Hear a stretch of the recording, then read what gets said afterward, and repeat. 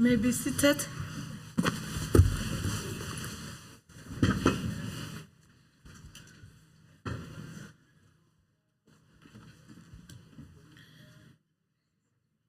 The Secretary shall read the fifth order of the day.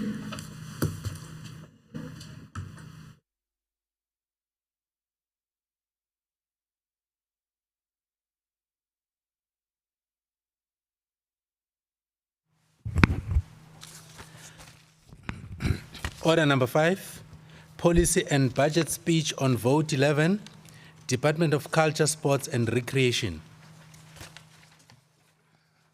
I'll now call upon Honorable B.T.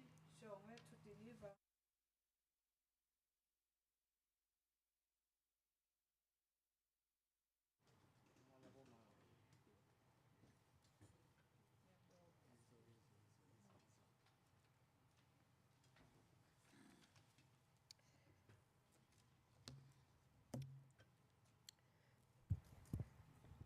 Deputy Speaker of the Mpumalanga Provincial Legislature, Honorable Jeanette Tabete, the Premier of the province, Umamuri Philem Tsweni in absentia, members of the Executive Council, members of the Legislature, the Chairperson of the House of Traditional Leaders, Inkosi Ngomane, Executive Mayors, especially my Executive Mayor, Umama Uchester Saidel, nabanye labakhona lana, and councillors, MMCs for Culture, Sports and Recreation from the districts of the province, the head of Department of Culture, Sports and Recreation, Mr. Ntombela, and other HODs, leadership of Sports Federation, especially Chairperson Mpumalanga Netball Association, the leadership of SIFSA and WUSA, especially the leadership of any boss who are amongst us here, comrades and friends, members of the media, invited guests, ladies and gentlemen. It is an honor and privilege for me to stand here to table a budget speech on Vote 11 of the Department of Culture, Sports and Recreation in June, a significant month in the history calendar of our country. Since the dawn of freedom and democracy, we commemorate the contribution of the youth in the liberation history of our country. We remember and salute the brave and courageous youth comrades who were at the forefront of the struggle for the liberation in 1976. They did not flinch in the face of the brutal and violent repressive apartheid regime, but were determined and willing to risk and sacrifice their young lives to ensure that we enjoy the fruits of freedom and democracy today. It is dedicated to honor the many sacrifices that were made by the generation of the young people to bring about freedom and democracy in our country. The current generation owes it to the youth of 1976 and its leaders who lived up to the values which their great leaders espoused, the values and principles of Ubuntu, inclusivity and equality. The ideals for which they live and died for should serve as a great source of inspiration to the youth of today. In keeping up with the spirit of these great leaders, we recommit ourselves to the objective of furthering and advancing youth development as an integral part of building a national democratic society that is united, non-racial, non-sexist, and prosperous. June month also reminds us of the painful past where on the 19th of June 1913, the Native Land Act became law, where Black families were forcefully removed from their own land And that made the oppressors to be jubilant. Lapho bantu bakithi bahlupheka. We deliver this budget in full understanding of the negative impact that the emergence of COVID-19 pandemic has created in our sector.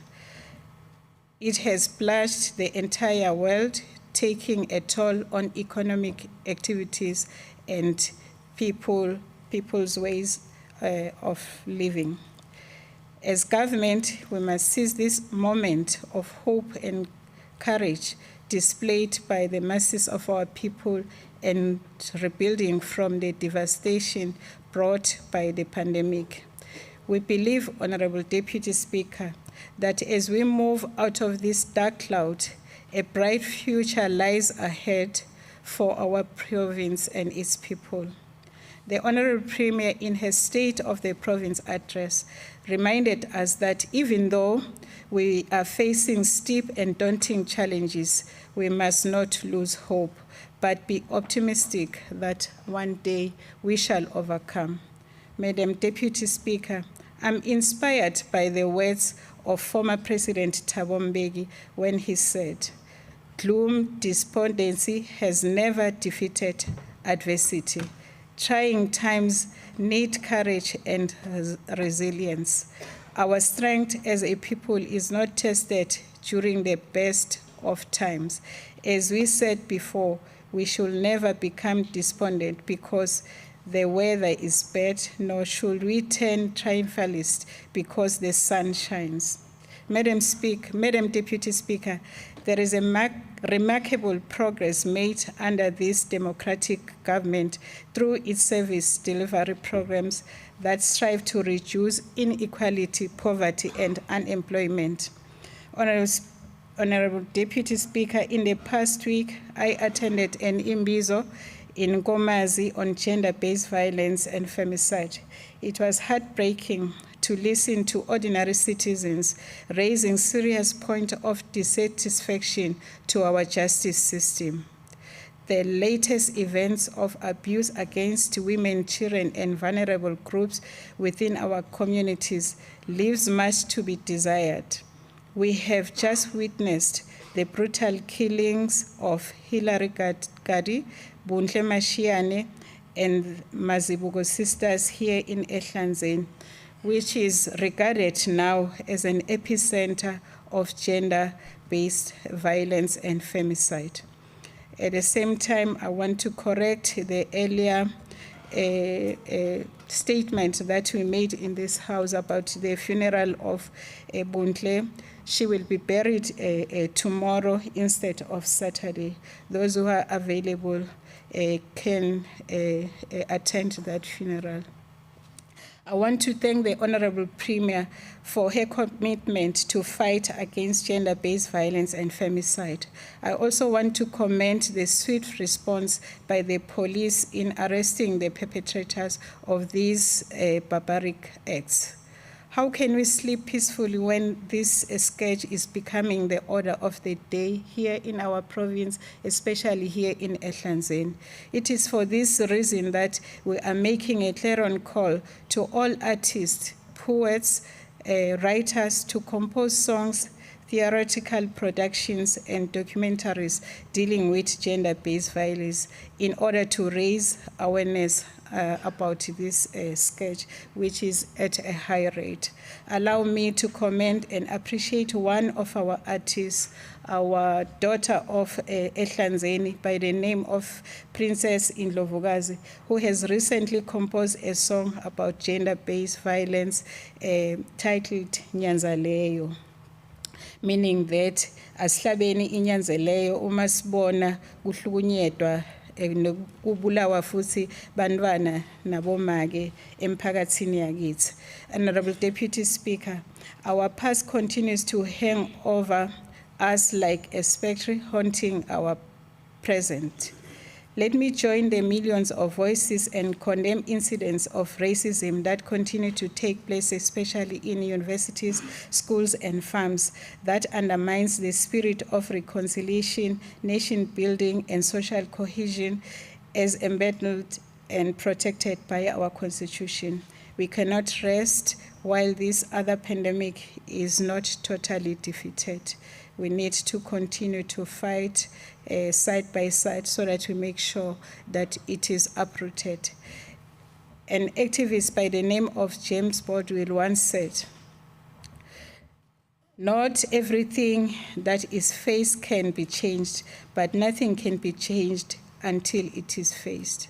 Our plans for the period ahead are focused on the transformation imperatives that will accelerate growth and build a more equal society within creative and art sectors. Honorable Deputy Speaker, the overarching role of this program is to promote cultural diversity, multi-faith, multilingualism, transformation of the heritage landscape, and in the process, ensure that socio-economic development takes place in the province. These roles are implemented through 3 sub-programs. Madam Deputy Speaker, as we endeavor to address priority 6 on social cohesion and safer communities, the department implemented social cohesion dialogues. In the last financial year, the department coordinated 3 community conversations. These dialogues included the theme on gender-based violence, moral values, religion, safety, and security. Programs were also coordinated as part of social cohesion and nation building. Sessions like this are of utmost significance, hence they are planned to be continued in the current financial year in all 3 districts of the province. Madam Deputy Speaker, in our quest to support job creation initiatives in the creative industry, the department coordinated marketing platforms for arts and craft products. In the last financial year, 20 cooperatives were supported in this regard, and we are continuing in this current financial year to support 17 cooperatives.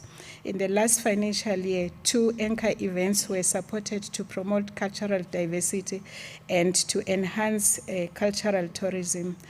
The South African Traditional Music Awards, known as SATMA, and Inibos National Festival, hosted in the city of Mbombela, will be continued to be supported in this current financial year.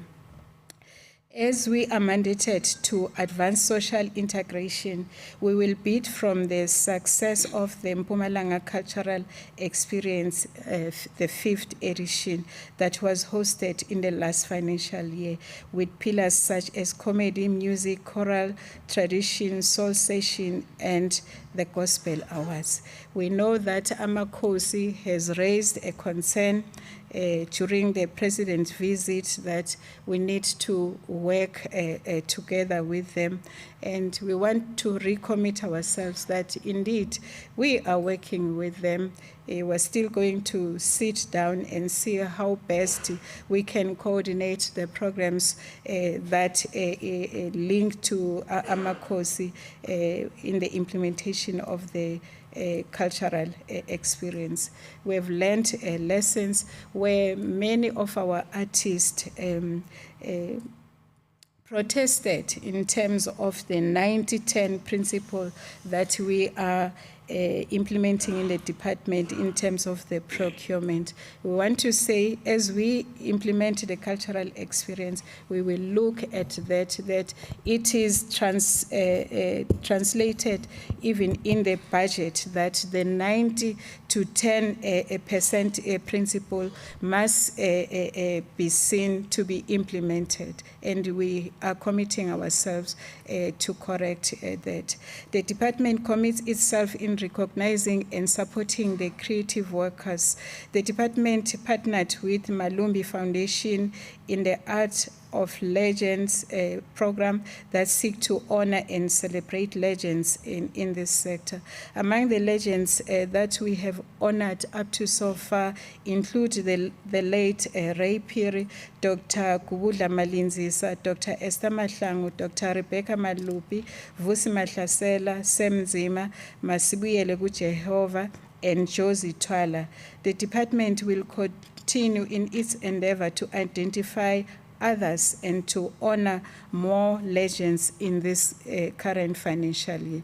Madam Deputy Speaker, the support of community-based structures in the last financial year has been implemented, where the department implemented or recognized 10 structures, namely the Friends of Barberton, Pilgrim Race Museum, Moral Regeneration Movement, Rademesi, Creative Organization, NPC, Girls Foundation, NPC, Mpumalanga Choral Music, Mpumalanga God's Talent, Ndumben Cultural and Creative Arts Center, Mpumalanga Gospel Awards, and Cultural Creative Industry Federation of South Africa, Moral Regeneration Movement, Mpumalanga Heritage and Heal Our Land Prayer through Big Fish Entertainment, Mpumalanga Gospel Awards Music Creative Workshop, and Mpumalanga God's Talent Project. In the 2022-23 financial year, a new window has been opened, and we want to urge other people that are having proposals to come to the department. Our doors are opened, but they must be coordinated and they must have proposals. It is very discouraging, Honorable Deputy Speaker, where people will just phone to say, I've got this project, there's no proposal, and that person wants to be funded. We don't have umgodi wemali where we keep money aside, where we'll just fund projects. But what we encourage is that we have got an APP and all our projects are in the APP, and those people that want to be funded, really they must come so that we can assess those proposals and see whether they are going to help change the lives of the people in Mpumalanga. But really, just to phone, tomorrow I want a budget of so much, I've got this, I want to implement this, it doesn't go that. There's an APP and all our projects must be put in the APP. This is government, Honorable Deputy Speaker. Honorable Deputy Speaker, Section 30 of the Constitution of the Republic of South Africa states that everyone has the right to use the language and to participate in the cultural life of their choice. In the province, as per the Provincial Language Act of 2014, the department is mandated to develop isiSwati and isiNdebele and to further promote multilingualism. Ukuhambisana nalomgomo eminyakeni wetimali wa 2021-22 litiko lende umsebenzi wa wekwakha tincwadzi letimbili letishicilelwe ngesiSwati nangesindebele. Lenye yayo ithi senda ngemabomu, lenye futhi yeswati lethi alichingi lingena ndaba. I hope ngibite kahle Comrade Nora ligama lesindebele. Yes. Kwakhiwe futhi neluhla lemagama etilwane ngesiSwati nangesindebele nangesingisi lokulesisipheceleti a trilingual animal terminology list. This financial year, we have changed the focus to youth writers. We call upon the youth to participate in the competition, which is closing on the 19th of June 2022. Honorable Deputy Speaker, the current financial year, the department will produce 3 novels for both Siswati and Sindebele in an effort to develop and preserve our rich cultural heritage. This time, the eligibility criteria to participate in the writing competition will be the youth that is between the age of 18 to 35. This will go a long way in assisting and encouraging our people to read and study in their indigenous languages. The significance of standardization of geographic names cannot be overemphasized.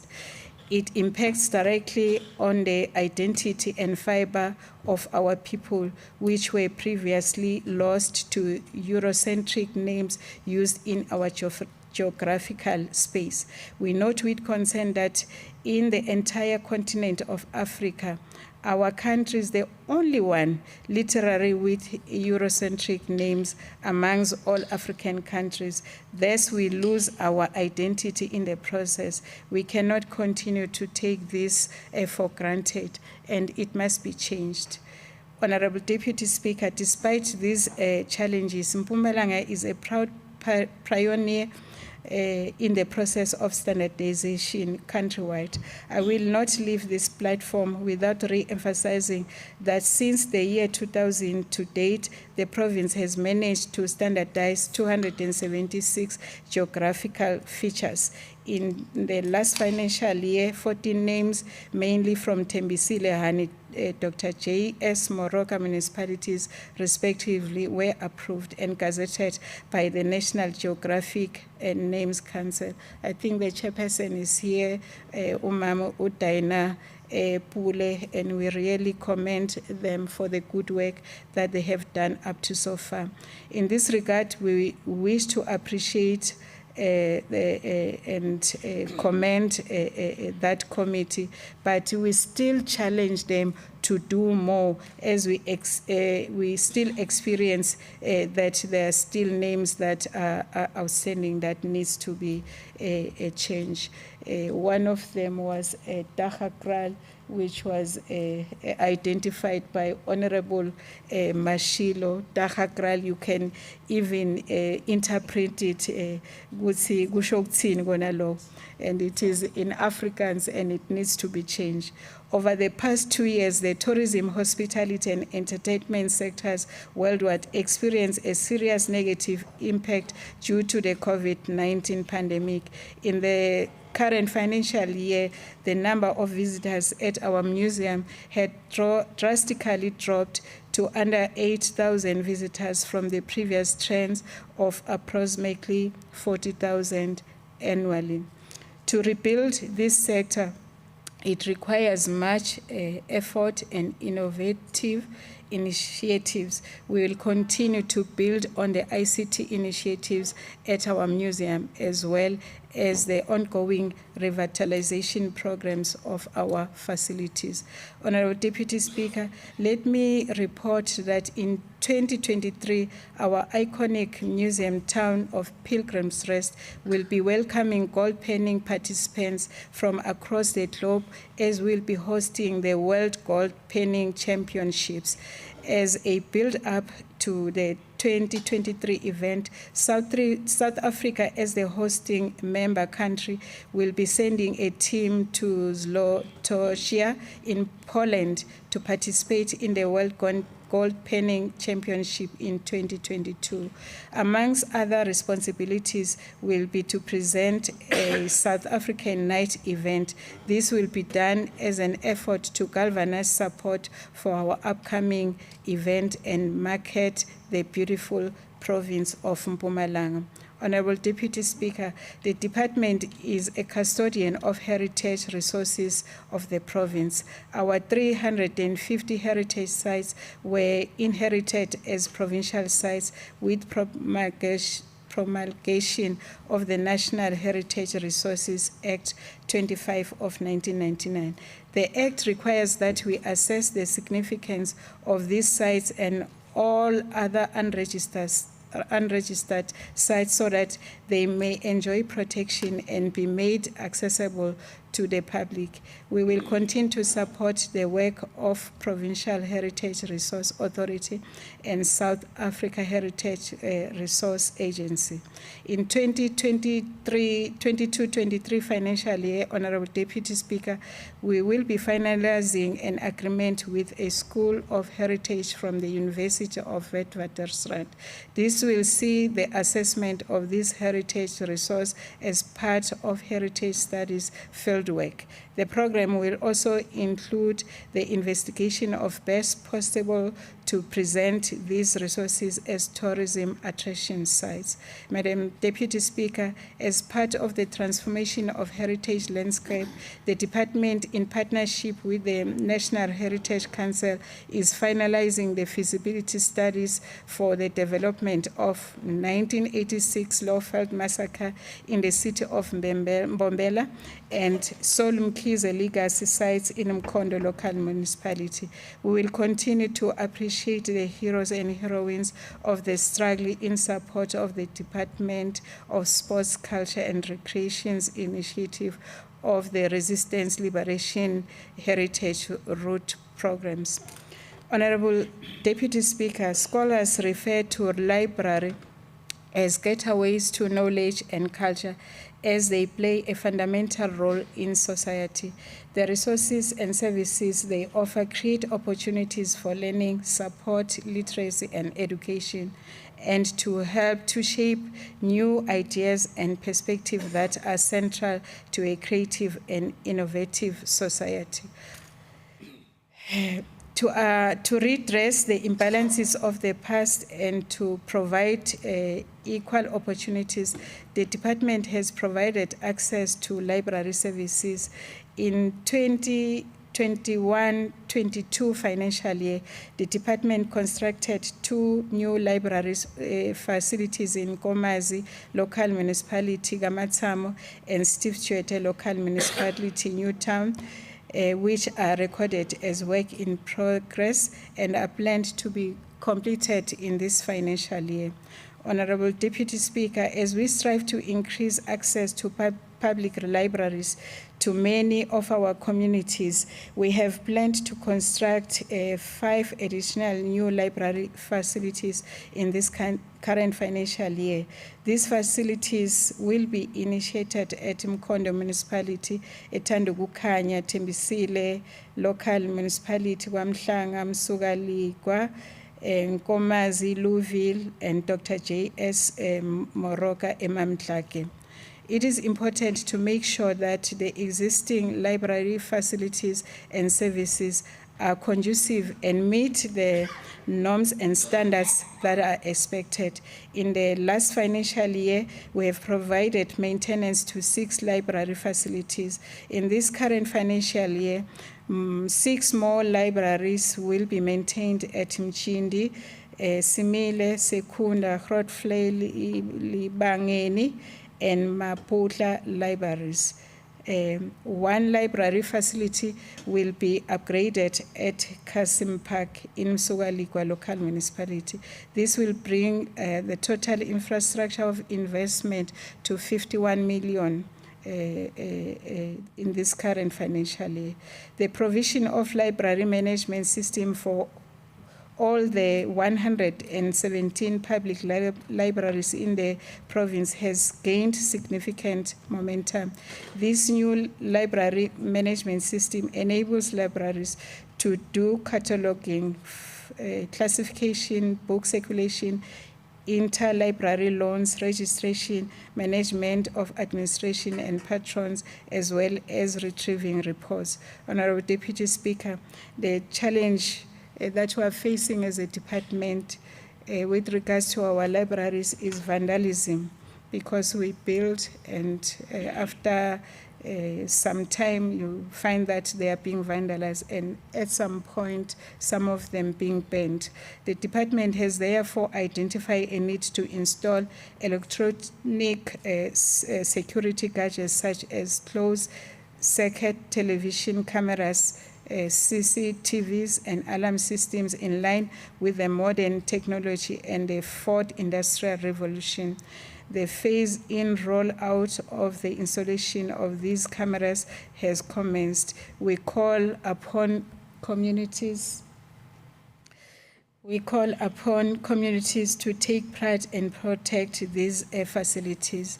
Honorable Deputy Speaker, in the last financial year, we hosted the Oral History Conference that served as an important platform to preserve and restore the history and heritage of our people. The Oral History Conference is an annual event and will be continued in the current financial year under the theme, The Year of Unity, Renewal, International Solidarity and Cultural Diplomacy, Redefining 21st Century Global Alliances. While these are various sub-themes, learners at the conference will be focusing on oral history in the classroom. Madam Deputy Speaker, our athletes continue to make us proud at the international stage. You may remember the outstanding achievement of Ntando Mahlangu, who won 2 gold medals at the 2020 Tokyo Summer Paralympics. The 2 gold medals are men's long jump and 200 meters sprint. The department conferred a special award to him during the Provincial Sports Award hosted last year. Despite the challenges imposed by COVID-19 pandemic, the restrictions on sports and recreation sector, various sports programs were implemented. This includes the hosting of the 5th Provincial Annual Sports Awards. These awards acknowledge the contribution of legends in the sporting fraternity. The awards will be continued to be implemented in this current financial year. The contribution of community-based structures and sport federation cannot be overemphasized in the successful implementation of sport programs in the province. These include sporting codes affiliates to Mpumalanga Sport Confederation. As I mentioned earlier, that we have a Mpumalanga Netball Association in our presence. One of the key highlights was the hosting of the 2022 South African National Cycling Champions in collaboration with the Cycling South Africa at Graskop, Tabachew local municipality. Cyclists from all over the province, even from abroad, competed for the national titles and to qualify for international competitions. A total of 517 cyclists comprised of youth, men and women, and people with disabilities participated. Honorable Deputy Speaker, as part of the key output to support high-profile games in the province, we are pleased to report that an international boxing tournament was hosted in the last financial year and will continue to do so, especially to take boxing to a higher level in the province. The excitement at Mbombela Stadium on August 6 will be at fever pitch. The province will be hosting our World Cup champions, the Springboks, who will play against All Blacks, the New Zealand. Supporters are expected to converge from all parts of the world to come here at the place of the rising sun to grace that occasion. So, ladies and gentlemen, you are invited. Honorable Deputy Speaker, thank you. Honorable Deputy Speaker, school and community sport and recreation was the most affected sub-program since it has sporting codes that are contact in nature.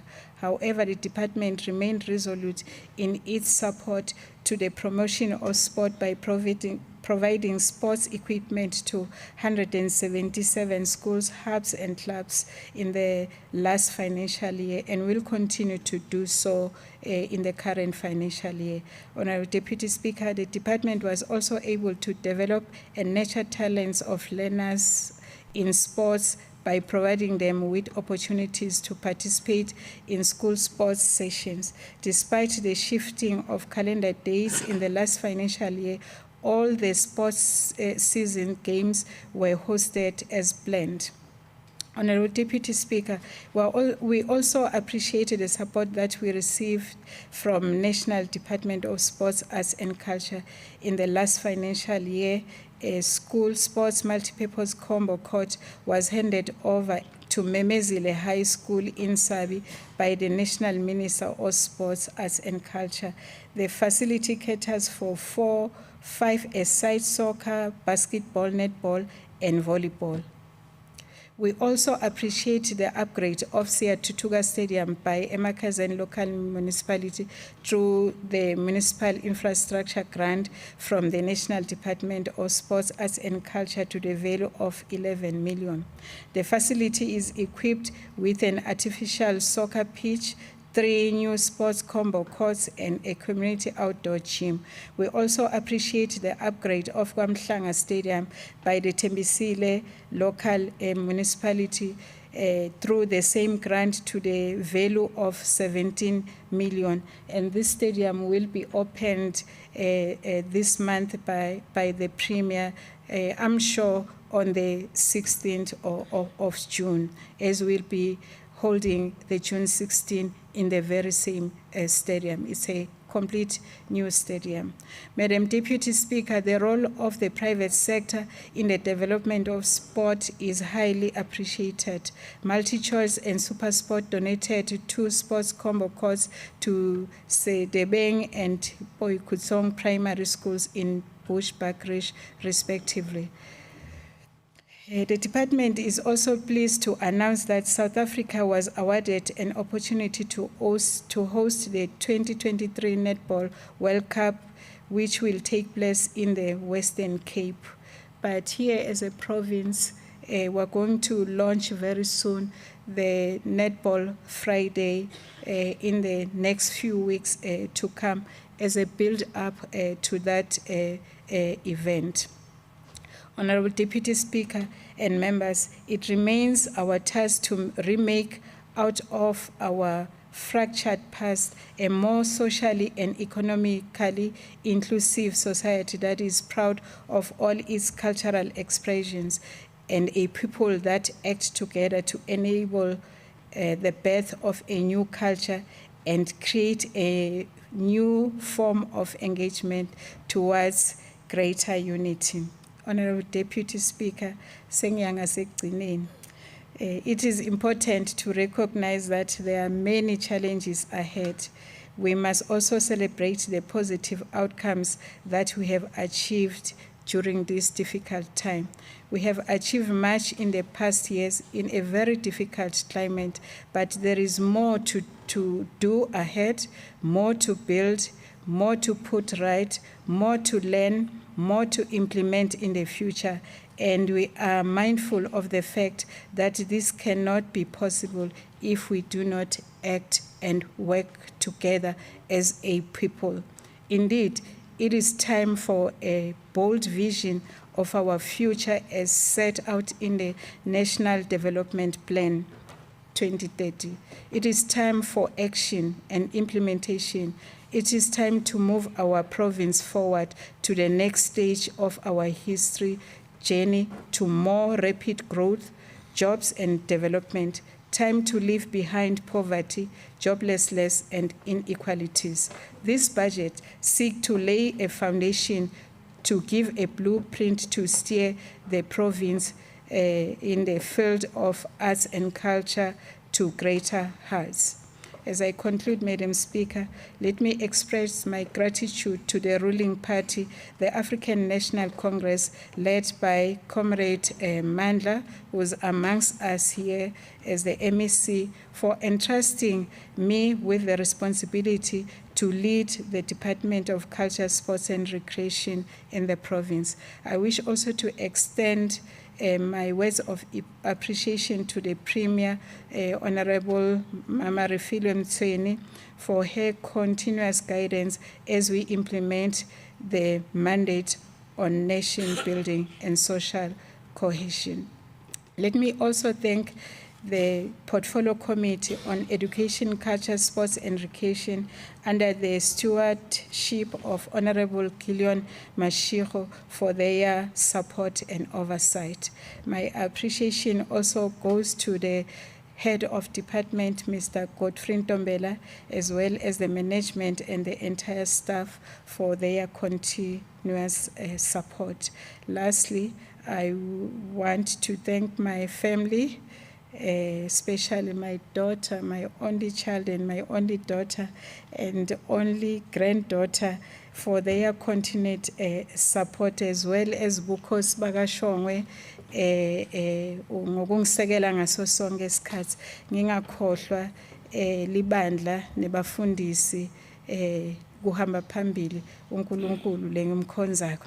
Honorable Deputy Speaker, allow me to table the budget for vote 11 for the Department of Culture, Sports and Recreation, allocated according to the 4 programs for consideration and approval by this House.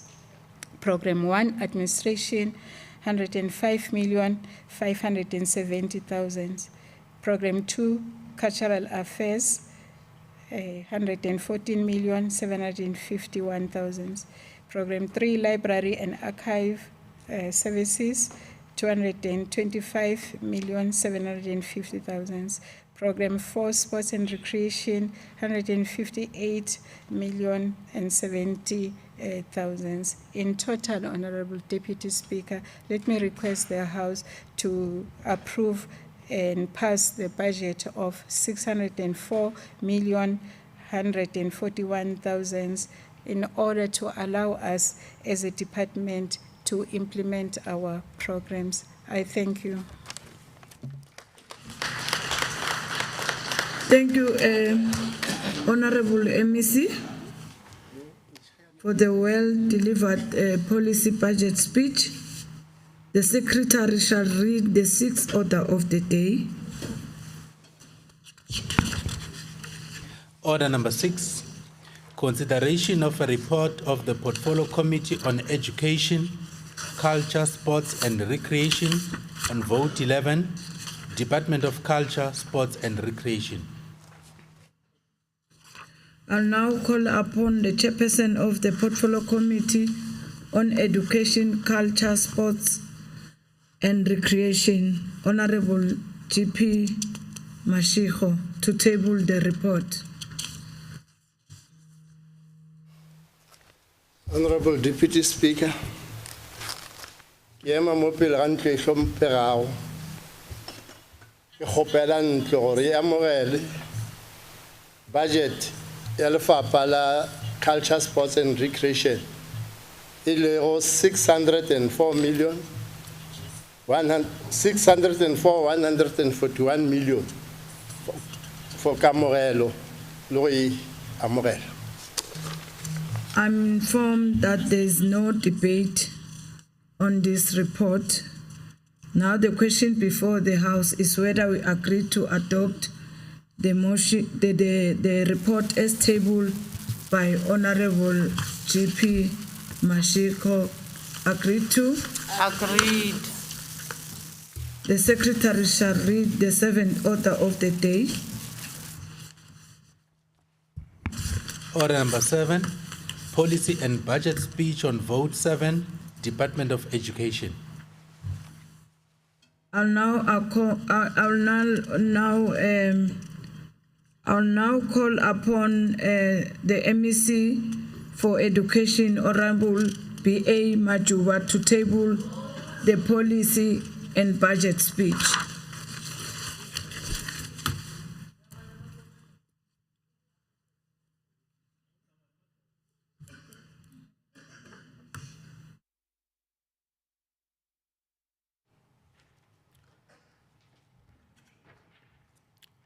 Thank you very much, Honorable Deputy Speaker, Honorable Premier in absentia, Honorable members of the Provincial Legislature, members of the Executive Council, distinguished guests, representatives from the media, members of the community in the gallery, and a special greeting to all our citizens who are listening from various media platforms. Sanbonan. Madam Deputy Speaker, we envision a province where teaching and learning has been leveraged to greater heights, where standards of teaching and learning are second to none. True to the saying that the wise came from the east, and as wise people of the province of the rising sun, we wish to pioneer an education dispensation of the greatest quality, which would be a game changer in bringing about social and economic emancipation. Our envisioned education dispensation will also add great impetus in government's efforts of breaking the cycle of inequality, marginalization, and poverty. We're doing this inspired by the magnitude of support from all our stakeholders, social partners, and from the business community, in keeping to government's mantra, which says, let's grow South Africa together, leave no one behind. In essence, we are saying, babize bonke. We are on a drive to rally everyone, an adult on pension, a young graduate, a pastor, a nurse, a CEO of any company, an engineer, a pilot, a businesswoman,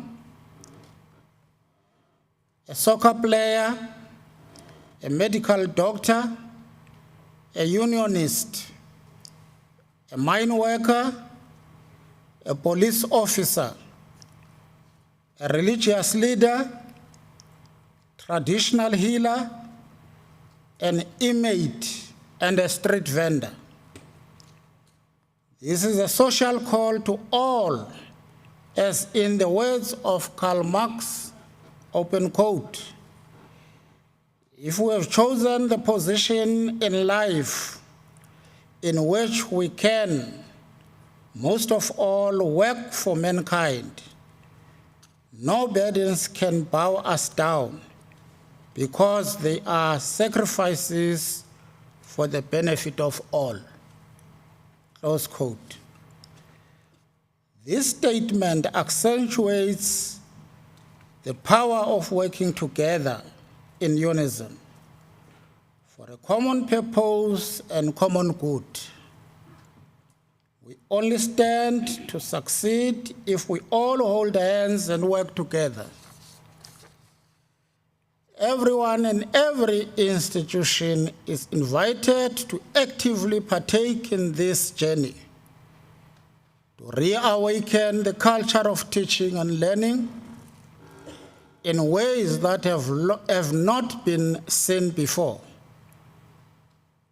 It is the right thing to do, and I'm certain that we are succeeding in this course.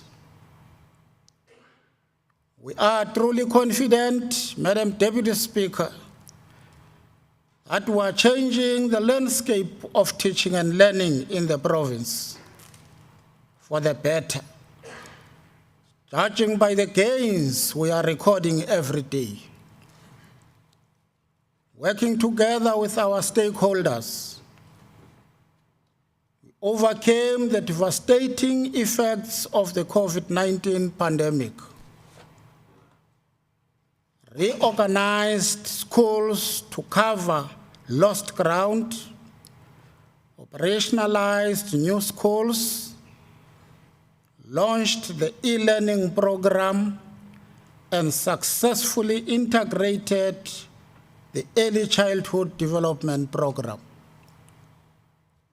We have successfully launched the Ranza Shikolo Shawena campaign, rekindled sports and recreation through the departmental curriculum enrichment program. The list goes on and on. I was very much fascinated last week to attend the occasion of the ABC Motsepe South African School Choral Estate Fort at Emalahleni local municipality. We are driven to achieve our targets as we are informed by the fact that education is fundamentally pivotal for a country's development and growth. We are fully cognizant of the fact that our nation needs to develop, we need to establish an educated social order where every citizen has an active role to play, as education is not just for government, but it is a societal business. It is for that reason, Madam Deputy Speaker, that the Mpumalanga Department of Education solicits the cooperation of all communities and stakeholders in education to work hand in hand in promoting teaching and learning programs. Madam Speaker, early childhood development shapes the future and forges a path to the learning of skills and the ability that children need for their success in future learning. The department has successfully managed the migration and management of the 0 to 4 years ECD component from the Department of Social Development.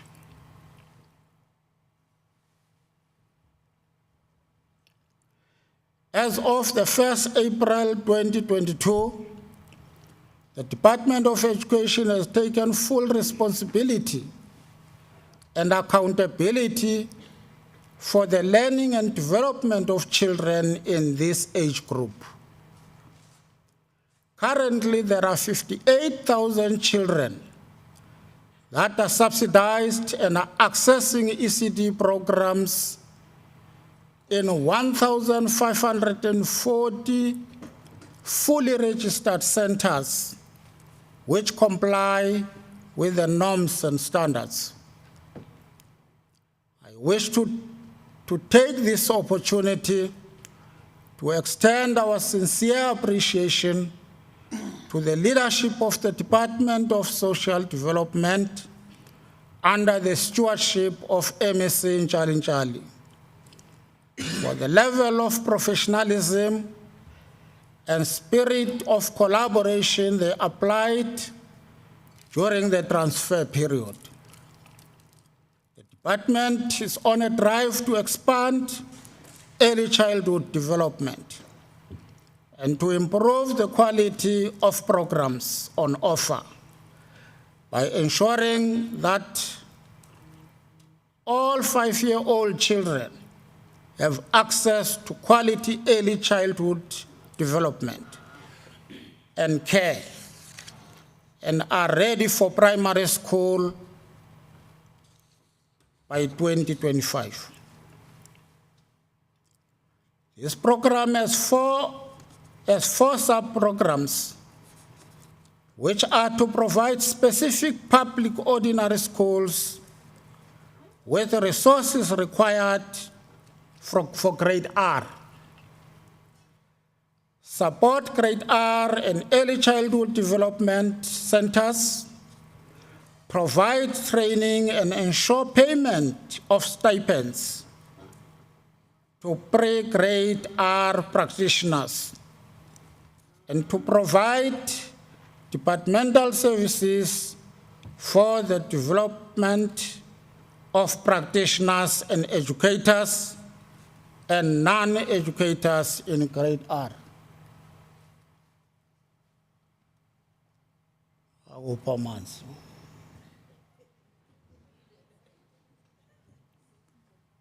I'm getting thirsty now.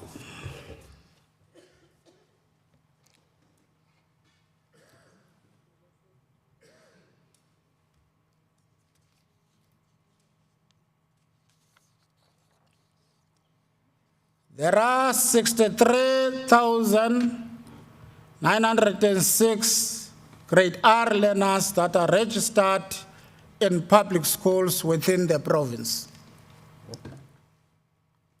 To support early childhood development programs and to benefit children up to the age of 5 for this financial year, the department has budgeted a sum of 774 million. Learner Performance Improvement Plan. Over the past 2 years, the education sector came to be characterized by unsatisfactory learner performance due to a myriad of issues, as well as the effects aggravated by the COVID-19 pandemic. The endeavor to improve learner outcomes has been taken back by the teaching and learning losses recorded due to the pandemic and subsequent lockdown, which was meant to save lives. Research by DPE, that is S. Taylor 2021, highlighted the losses experienced in home language reading proficiency when grade 3 learners were compared to the grade 4 learners. That trend has also been confirmed by the international studies such as the Southern and East Africa Consortium for Monitoring Education Quality. Trends in international mathematics and sciences studies and progress in international reading literacy study. To this end, the 2022 Learner Performance Improvement Plan helps to identify the barriers experienced and to put measures in place to address them effectively through an intersectoral and integrated approach. The interventions focus on improving learner performance in grade 3, 6, 9, and grade 12.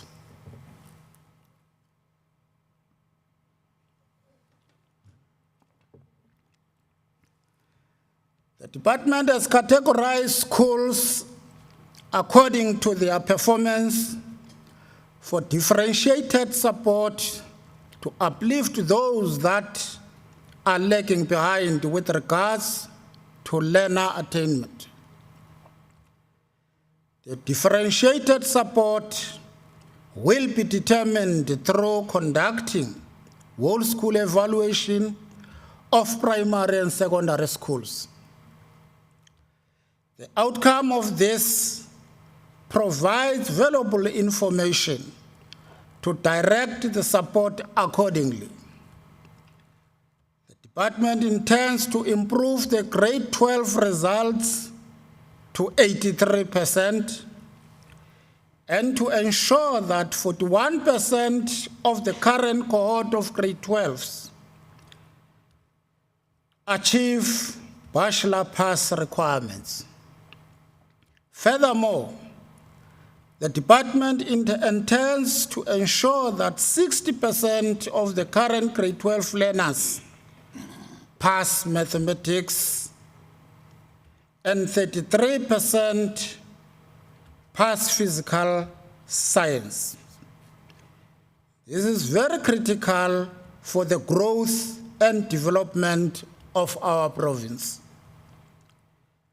The current cohort of learners must get an inspiration from the class of 2021, who against all odds worked around the clock and obtained very impressive results. Madam Deputy Speaker, in the gallery there, we have Hotatso Angela Gugu Mpaka, who was the overall best learner following the announcement of the 2021 grade 12 National Certificate Examination results. I'll request that this House recognize her, for she is truly the pride of our province. Let her stand up.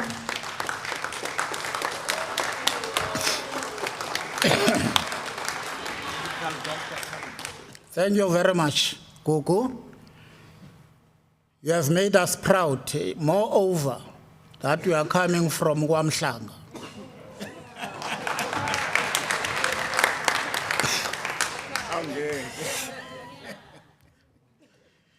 A rural place where people thought that such places can't produce such good results. We appreciate the good work that you did. The department has set aside 54 million to improve learner performance throughout the province. E-learning rollout and support. The 21st century learner needs relevant, mobile, self-paced, and personalized content. And this need is fulfilled with the online mode of learning. Here, learners can learn at their own time, pace, comfort, and requirement. The Obuhle Buzile e-learning program, which was launched on the 5th April 2022 by the Honorable Premier, Mrs. Refilwe Mtsweni Tsipane, in the Piet Retief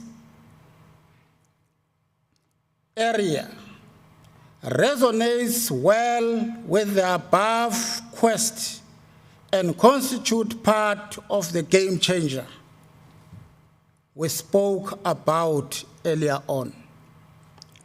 The launch coincided with a rollout of more than 55,000 tablets for grade 12 learners in quintile 1 to 3, and 6,700 laptops for teachers. All these devices are loaded with core and supplementary curriculum resources, education core resources, which includes e-textbooks, literature set works, supplementary resources, study guides, and previous question papers and memoranda. Madam Speaker, the principal of Obuhle Buzile Secondary School, Mr. Nsizwa Hlatshwayo, has graced the occasion. Will you please stand up, sir?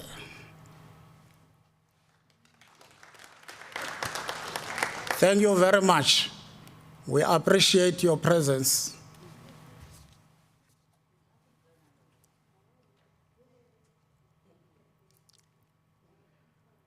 Working together with Telkom and other partners, this school is going to be the first in the province to implement e-learning in full scale. That is from grade 8 to 12.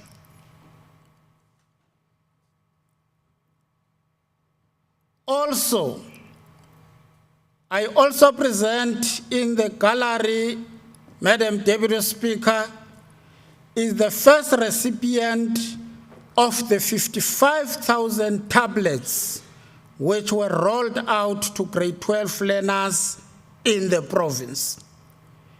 He is Andile Twala, the president of the Representative Council of Learners at Obuhle Buzile Secondary School. I also request the House to recognize him. Please stand up.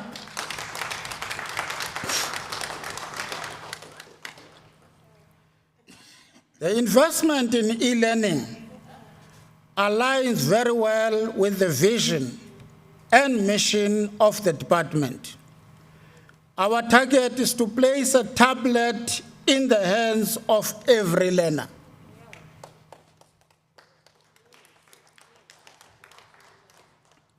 And a laptop in the hands of every teacher. That's what we want to achieve in the province, and to create virtual online learning classrooms through a credible learner management system.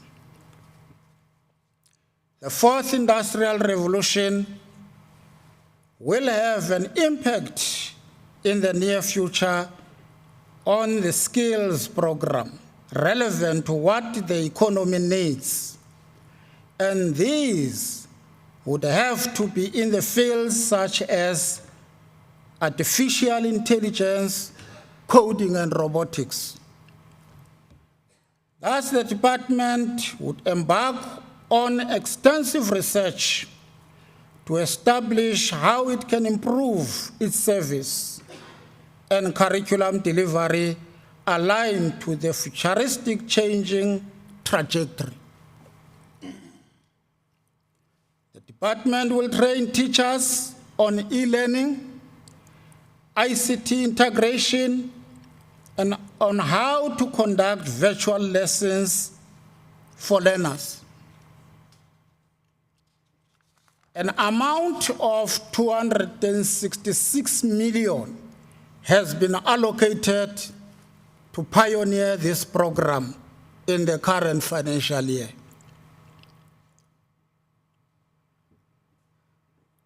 National School Nutrition Program. According to statistics, South Africa in the General Household Survey 2019, 85.1% of children attending public schools in Mpumalanga benefited from the school nutrition program in 2019. This was higher than the national average, 75.2%, and Mpumalanga ranked third highest among the 9 provinces.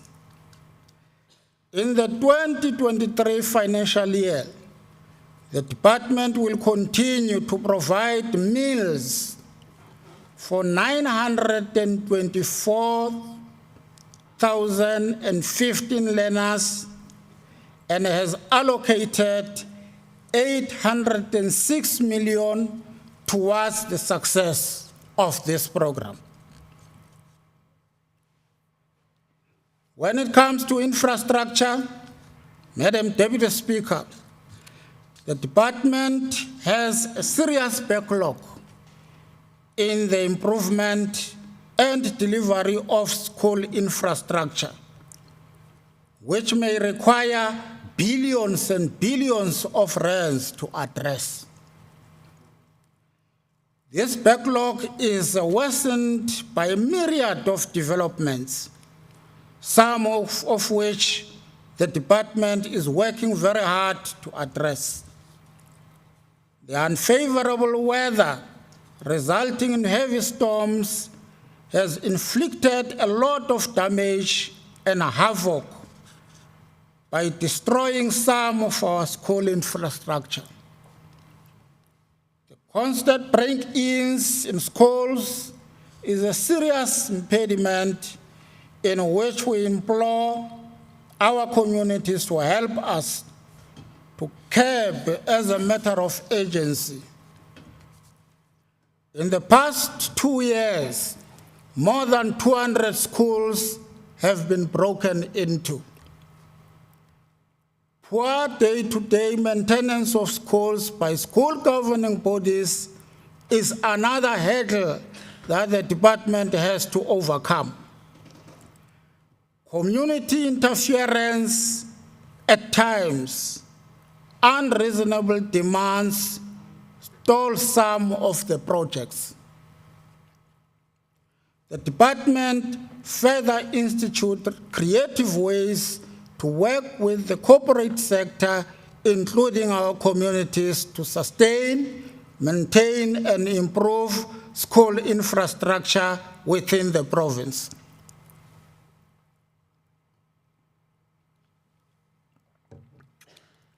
To this end, an amount of 1.2 billion has been allocated to achieve the above objectives. Mpumalanga Regional Training Trust, the department will continue to foster partnership through the trust to bolster the basic renovations of schools and to instill the requisite skills to the out-of-school youth. The MRTT is essential in our efforts to bolster skills development necessary for our economy. The Training Trust is our bedrock in the offering of technical skills, and we envisage a good working relationship with the technical schools the department is rolling out. A budget of 52 million has been made available for the trust to fulfill its mandate.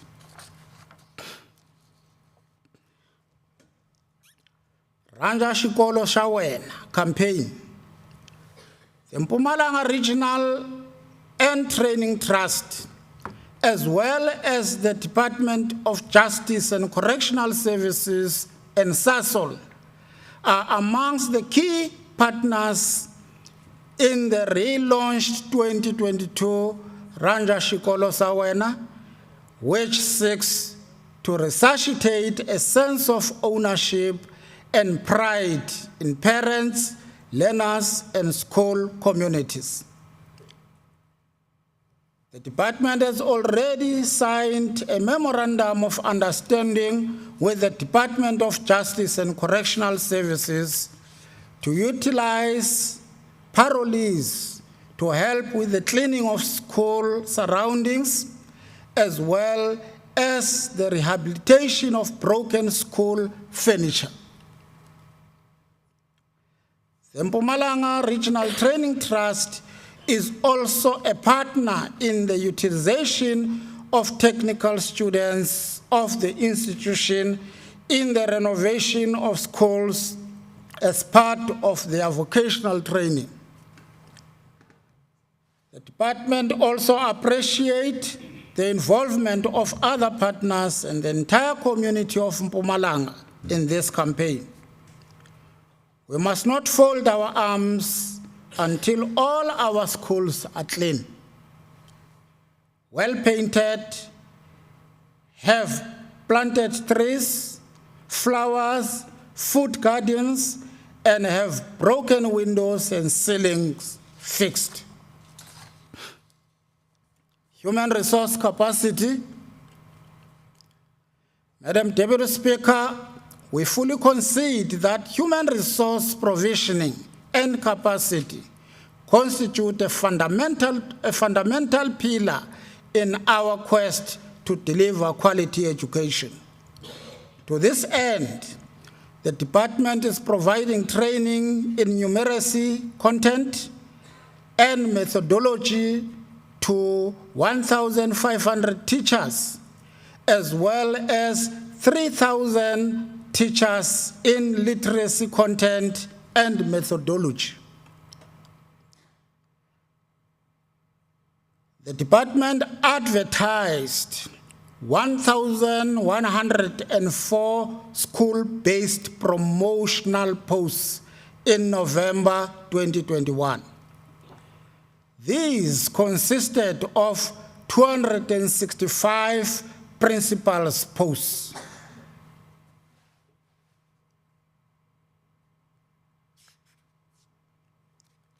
215 deputy principals' posts, and 624 departmental heads' posts. This year, there are 32,591 educators posts approved by the department in our schools in terms of PPN. Of these posts, 31,826 are filled, which constitute 97.65%. Added to this, the department further advertised 53 office-based educators posts, which are planned to be occupied on or before the end of September 2022. We're very much grateful that working together, the department was able to place all 506 teachers who were in excess. As such, it was easy to translate 2,804 of the temporary and contract teachers to permanent position in 2021 school year.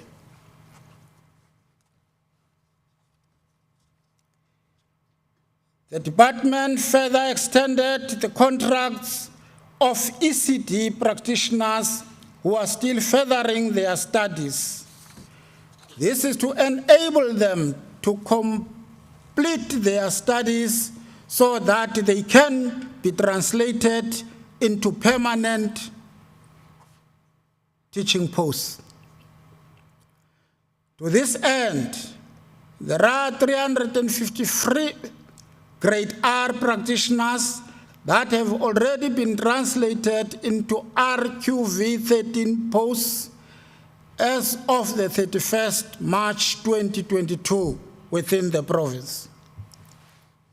2,068 Grade R practitioners are employed in public ordinary schools within the province.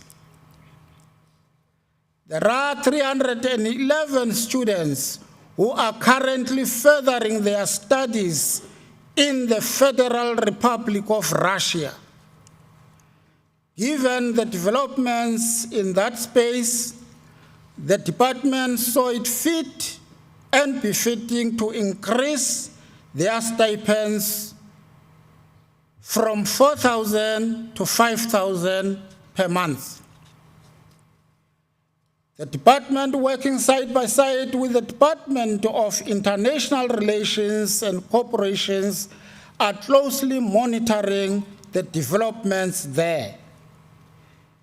There are 1,360 students who are furthering their studies in various local universities, with 116 expected to graduate this year.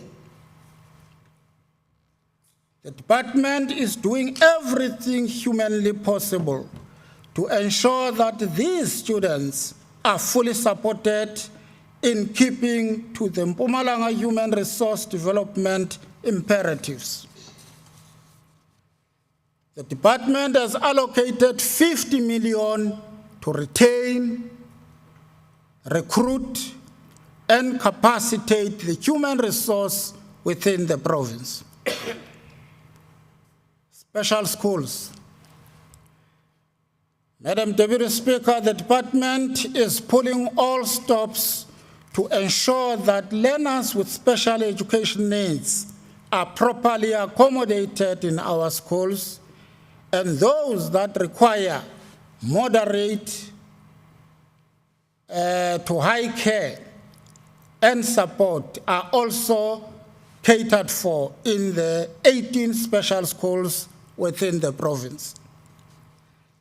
The 18 special schools cater for 3,855 learners with 475 educators, and the department has been able to provide 45 therapies for learning support. 7 public special schools in Mpumalanga are accommodating learners with autism spectrum disorder. The department also collaborates with Autism South Africa to provide capacity building program to special school teachers from these schools.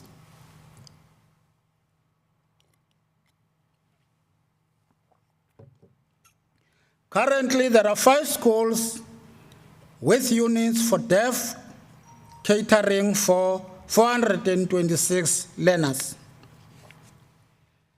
Silindokutla Special School with 93 deaf,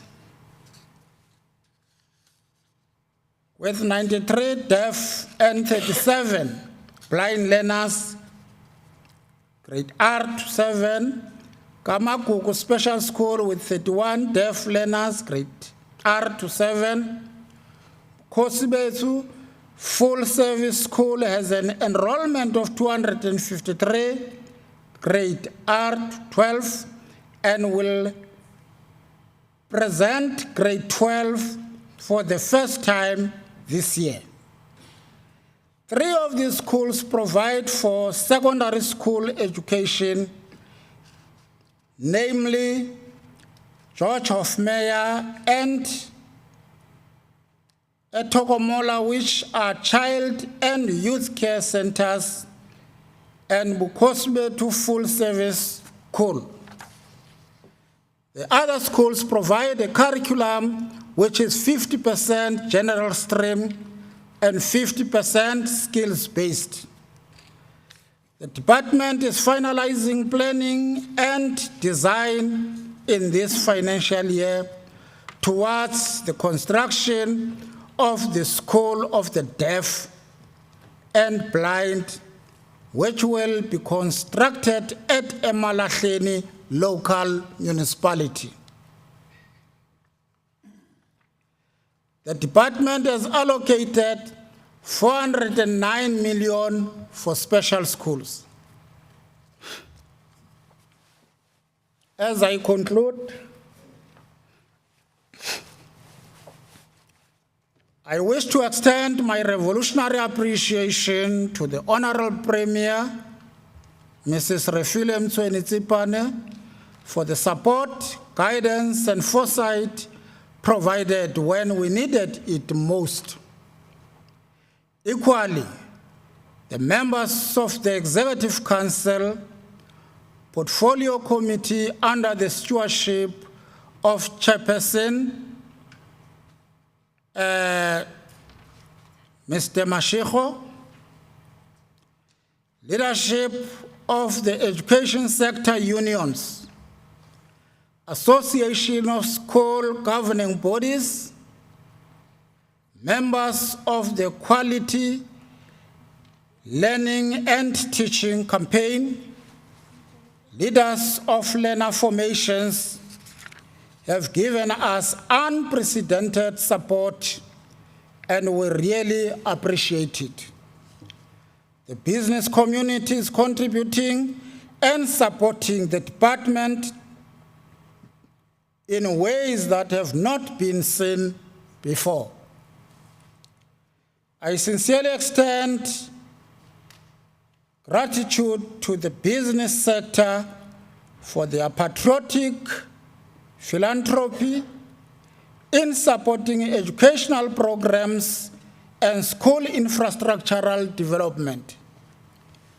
I also extend my appreciation to the head of education, Mrs. Lucy Moyane, senior management, the 33,000 strong battalion of teachers, our support staff, learners and parents for creating a favorable environment for education to thrive within the province.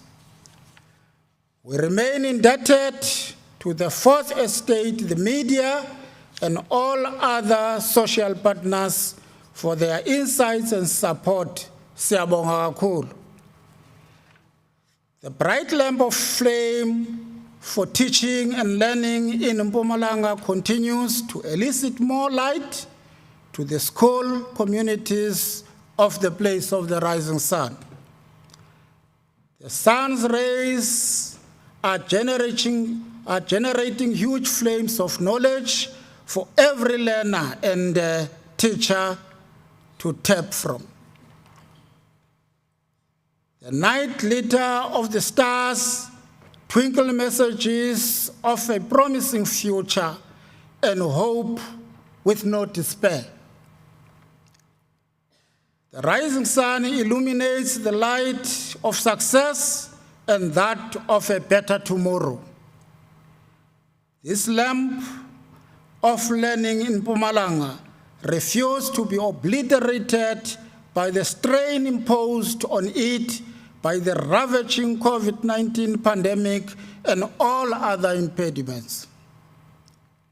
It continues to provide the requisite energy, zeal, and zest for everyone to soldier on and make a meaningful contribution and impact. Let everyone shine his or her light of hope for our education to thrive and to work for the betterment of the citizenry of Mpumalanga province. I therefore request that this august House approve the allocation of 24,273,229,000, or just 24 billion in short, for the Mpumalanga Department of Education to fulfill its mandate. Siyabonga.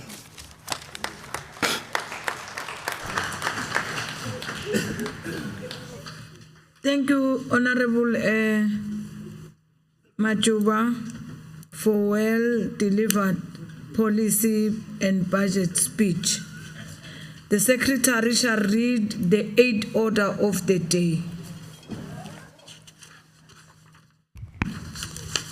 Order number 8, consideration and debate on a report of the Portfolio Committee on Education, Culture, Sports and Recreation on Vote 7, Department of Education.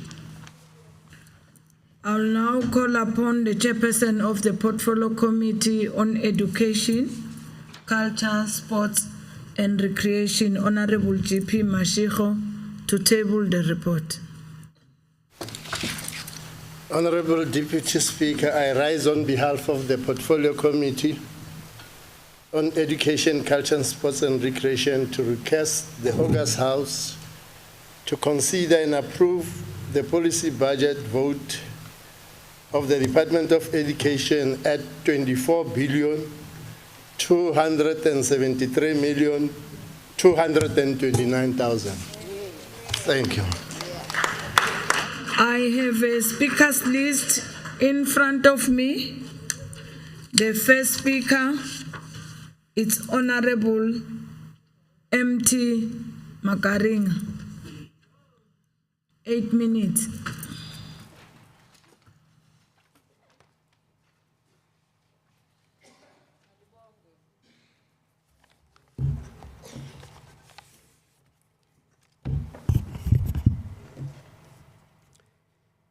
Ya inkomo manana xipikara ndi pfuxela ndhunankulu na tindhuna ta yena va MEC vakulukumba va tikomiti va mabalanankulu na va mabalanantsongo swivhakachi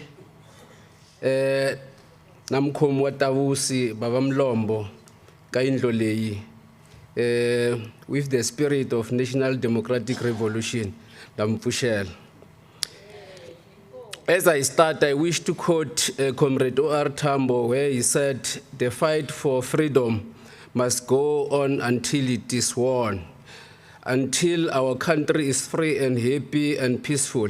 As part of the community of men, we cannot rest. It is against this backdrop that collectively we must be hard at work with clear sense of agility in effectively servicing our people." Jonzo ya laveka ka n'wana un'wana na un'wanyana hikwalaho ka ku yi kota ku n'wi kurisa a va munhu wa kahle. A hi kunyeni mahembe hi kanya swikheti ku tirhiwa. Jonzo i makombandlela. The right to basic education is provided for in section 29 subsection 1 of the Constitution, and it is inextricably linked to the right to equality, which is section 9, and the right to dignity, which is section 10. As an ANC-led government, we are therefore working to uproot redress the effect of apartheid and advance the quality of everyone's life. Honorable Deputy Speaker, in order to achieve these ideals envisaged in the right to education, the National School Act was promulgated. Its main objective is to provide for a uniform system for the organization, governance, and funding of schools. We have adopted a pro-poor funding model, which means that previously black schools receive more funding than former white schools. In order to redress the imbalances of the past with regard to access to quality education, the funding model created 5 categories of schools which are called quintiles. I must indicate that we have made milestones as the ANC-led government. The ANC-led government has ensured that quintile 1 to quintile 3 are declared no-fee schools and do not charge school fees. We have also implemented the school nutrition program and ensured that our children not attend school on an empty stomach. It is important to recognize the right to basic education as an immediate realization right, and it is not dependent on the availability of government resources. The right also compels government to provide access to basic education for everyone. It also compels governments to ensure that public school must be free and at least affordable. We cannot exonerate ourselves as public representatives on the constitutional responsibility bestowed on us. Bestowed on us. In order to achieve the technology, I want to see where I am.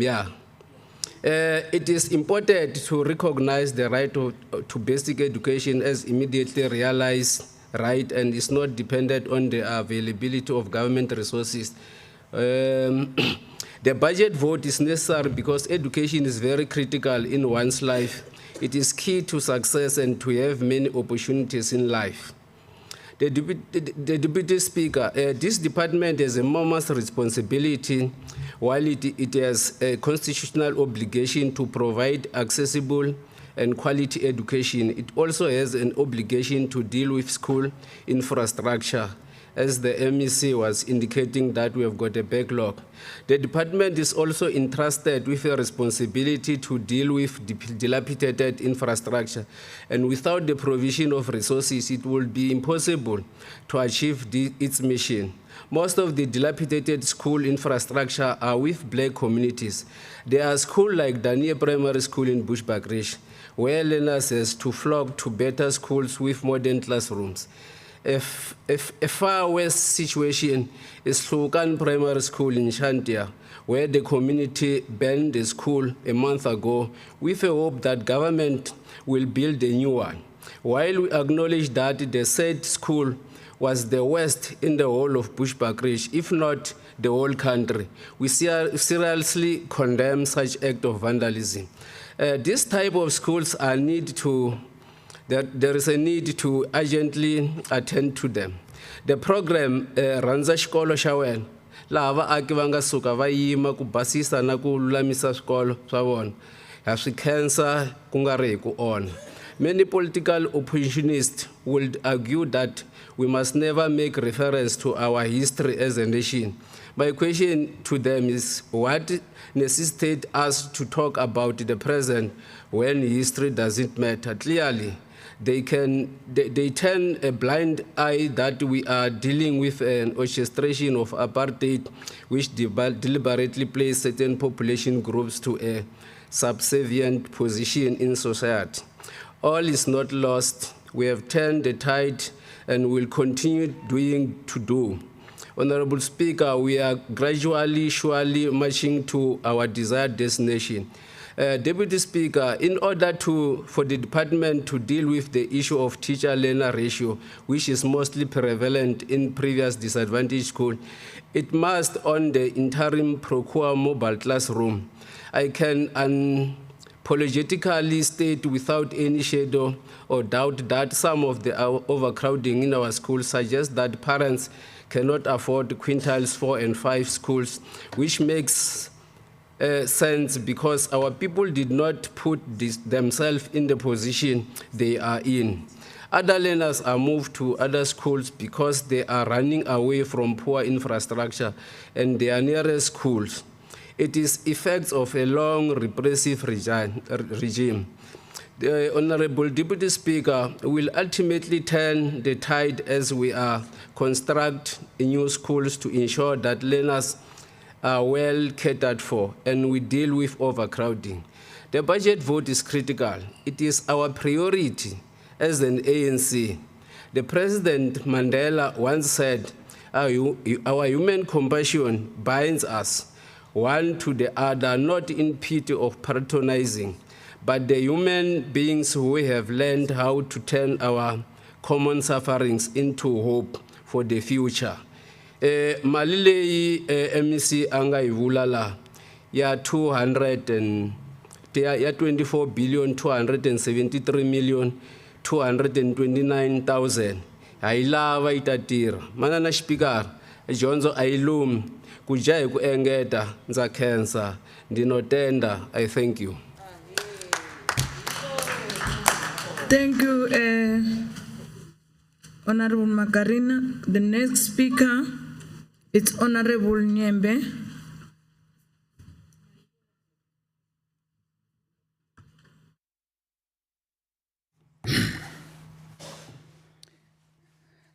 Let me begin by extending my heartfelt gratitude to my wonderful home, which is EFF, and to the beautiful people of Mpumalanga who afforded me the opportunity to serve in this August House on their behalf.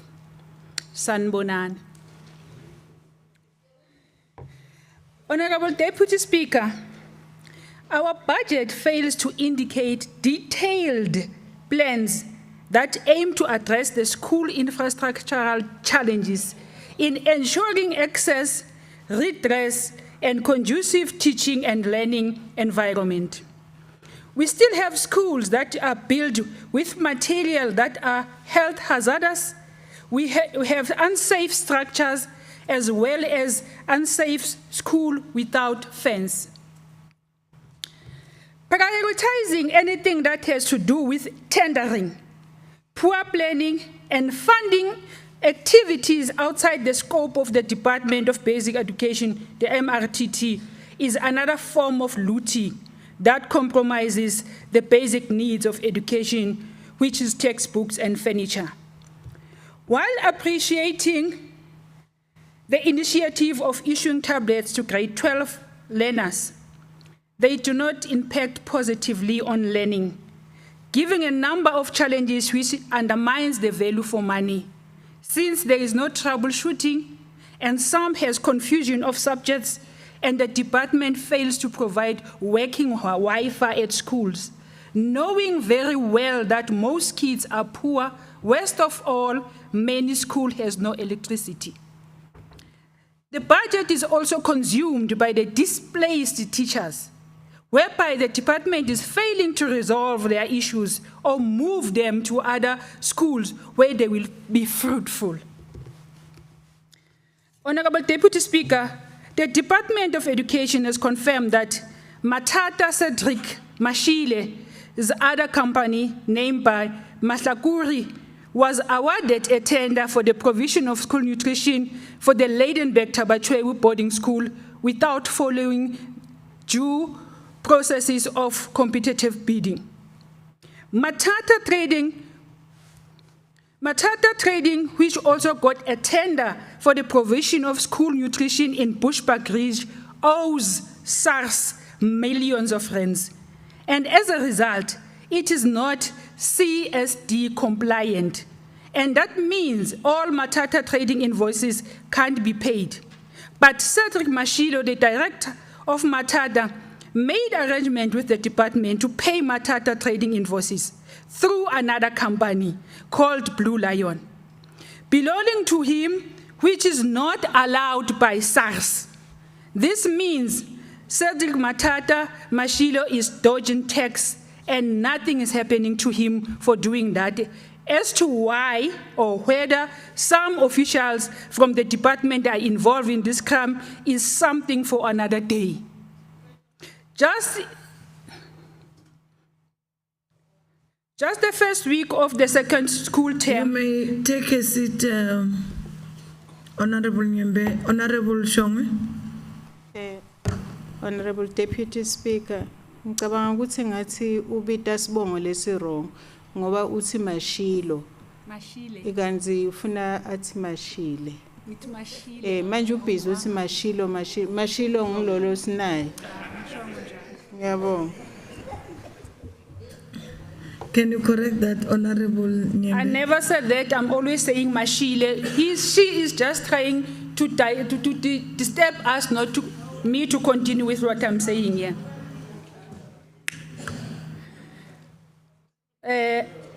Deputy Speaker, this means that Cedric Matata Mashile is dodging tests, and nothing is happening to him for doing that. As to why or whether some officials from the department are involved in this crime is something for another day. Just the first week of the second school term reopening, the same company failed to deliver food in schools under Buhlabelo district, which saw learners being released earlier than the normal time, and they denied lesson to them. As I conclude, Honorable Speaker, we say nothing is forever. Cedric Matata Mashile, only diamond is. I thank you. Thank you, Honorable Nyembe. The next speaker, Honorable Grobler, 4 minutes.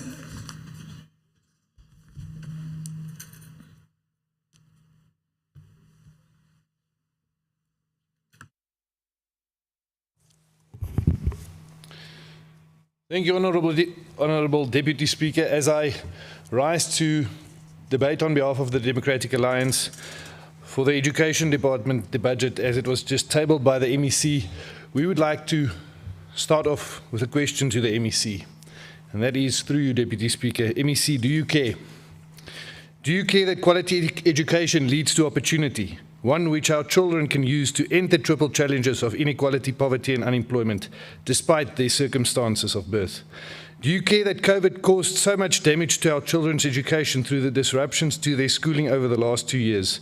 Rural and township schools have lost up to 75% of their learning and teaching time. Rotational schooling mostly affected the poorest and the most vulnerable of schools. Do you care, MEC, that the greatest learning losses can be seen in the foundation phase on reading and writing language, on numeracy?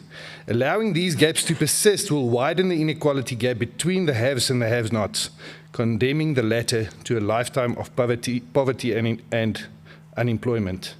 Do you care, Honourable MEC, that for years your department did not have adequate funds to purchase learner and teacher supply material and textbooks, and yet this year you found 535 million rand to purchase 55,000 tablets? Honourable MEC, do you care that once again the budget documents of your department is contradicting in the provision for LTSM and textbooks, as the core function states that, and I quote, "We will be providing all schools with appropriate LTSM and textbooks." And then just a few pages later in the outlook for 22-23 financial year, it states that, and I quote again, Honourable Deputy Speaker, "Due to the little increase in Programme 2 budget, LTSM and textbooks will be directly affected." The ANC government do not care that year after year you are condemning the learners of today to a life of poverty and unemployment. Every learner deserves to have a textbook in every subject. Honourable Deputy Speaker, through you, Honourable MEC, do you care that the Bella Bill fails to consider the practical implications of making grade R compulsory?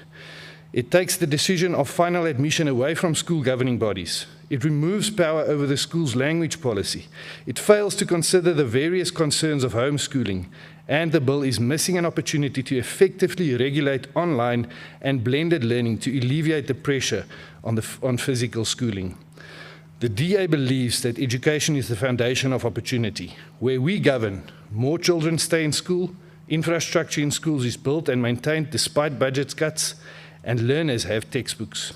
The DA is a caring government. Our children deserve better, just like the learners of Masinakane Special School. As we speak, Honourable Sitole is on oversight with the Human Rights Commissioner to have a look at the living conditions of these special learners.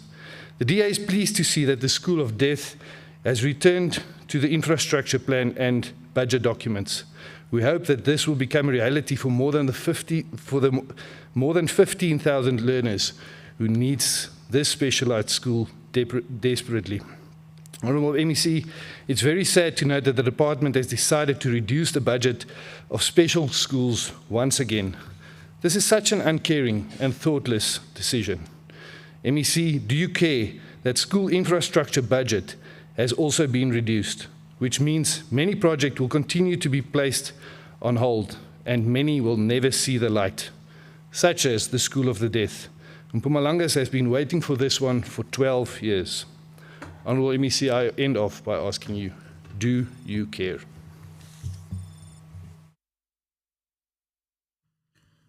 Thank you. The next speaker is Honourable GC Shabalala, 8 minutes.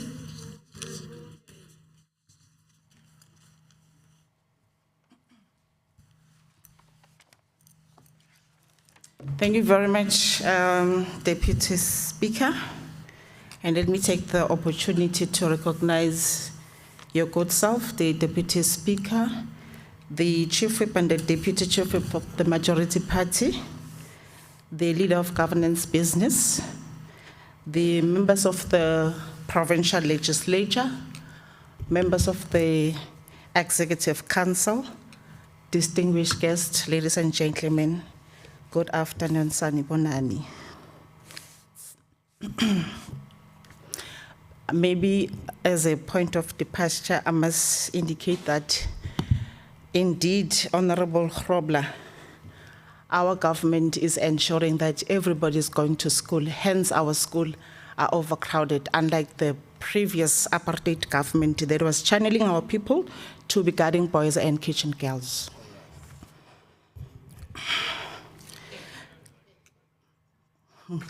We are meeting here As a country, we are celebrating 46 years of age of brutal killing of our young aspiring leader, Hector Peterson, by quoting the words of Solomon Kalushi Mahlangu when he said, I open quote, "Tell my people that I love them and that they must continue to fight. My blood will nourish the tree that will bear the fruit of freedom. Aluta continua." I close quote. And we're continuing to educate our people. Madam Speaker and honorable members, we must agree that making a progress in the education sector require a continual focus on our long-term target while we're also addressing agencies or issues of the past where our people could not deal with education. Honorable Speaker, as we all know, the agent of epic proportion in the form of COVID-19 pandemic has consumed much time, energies, effort, and financial resources. According to the Secretary General of the United Nations, Dr. Antonio, the pandemic represents a worldwide generational catastrophe.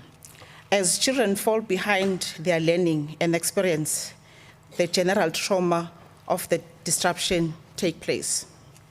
Honorable Deputy Speaker and members, as a sector, we want to thank our partners from teacher unions, SGBs, associations, civil society, public and private sector, for ensuring that we strengthen the educational gains we have made so far, despite the devastating impact of COVID-19 in our sector.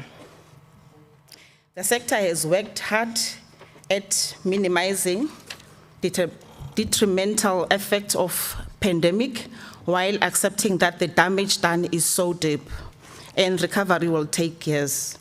Honorable Speaker, we must remind this House and the people of this province at large that the sector has prioritized and commit for 2022-2023 financial year in order to be able to contribute in providing permanent solution to the architecture of the education and training system of our country towards the realization of Schooling 2030, while giving expression to the Constitution, the National Development Plan, as well as the continental and intercontinental conventions, continues to provide the moral imperatives and a mandate to government to make the society justice principle of access and redress, equality, efficiency, inclusivity, and equality educational opportunities while available to all citizens. As is indicated in the Constitution of the Republic of South Africa, everyone has the right to basic education, including basic education to adult. For those which state through reason measures must be progressively available and accessible, the South African School of Act 1996, Section 34, subsection 1, as amended, also state that the state must fund public schools from public revenue of an equitable share basics in order to ensure the proper exercise of the right of learners to educate and redress of the past inequality in education provision. Honorable Deputy Speaker and honorable members, allow me to highlight the following in relation to the budget vote 7, Department of Education, and it is against this background that we appreciate the Department of Education with the legal resources at their disposal, and the decline in budget allocation should speed up the provision of uniform system for the organization, government, and funding of schools, to amend and repeal certain laws related to schools, and to provide for matters connected therefore. Honorable Deputy Speaker, the department is faced with huge task of addressing the backlog in the provision of schools infrastructure within black communities and urgently deal with the provision of water and sanitation. Research has revealed that most of our schools are overcrowded. That will also impact negatively in the performance of the learners. We appreciate the implementation of the e-learning program in collaboration with the strategic partners that will also benefit all, which includes rural areas of the province. Beginners are pre-loaded with data. Beginners with tablets to the grade 12 class of 2022. The tablets are pre-loaded with data and e-book per subject. The e-learning seek to improve on curriculum delivery towards the fourth industrial. Honorable Deputy Speaker, angisho ukuthi kutasita lokhu bantwana bethu bafunze kusebenzisa tincingo tokuxhumana in terms of internet, baseshe tindzaba takulamanye emave, baseshe tindzaba tala ekhaya, kubasite futhi ukuthi noma ngabe sebacedzile esikoleni ku grade 12 bayakhona mabayoqala etindzaweni tokufunzela emabanga lasetulu kusi bangabi ne challenge yokuqala kufunza kubona kuqala kubona ema computer nema laptop. Sibonga kakhulu ku government waseMpumalanga. I move that this house adopt and approve the budget that is allocated to the department for 2022-2023 financial year, which includes a 50 million transfer to the Mpumalanga Regional Training Trust, which is MRTT, by quoting the former state president Nelson Mandela when he said, I open quote, education is the most powerful weapon which you can use to change the world, and I close quote. Honorable Deputy Speaker, I thank you.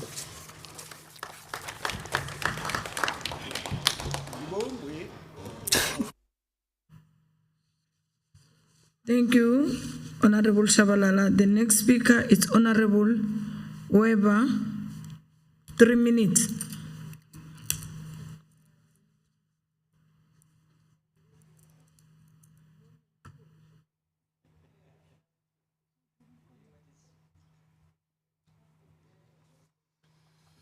Madam Deputy Speaker, I was quite impressed by the speech of the Honourable MEC, especially in view of the fact that education is the keystone for our future.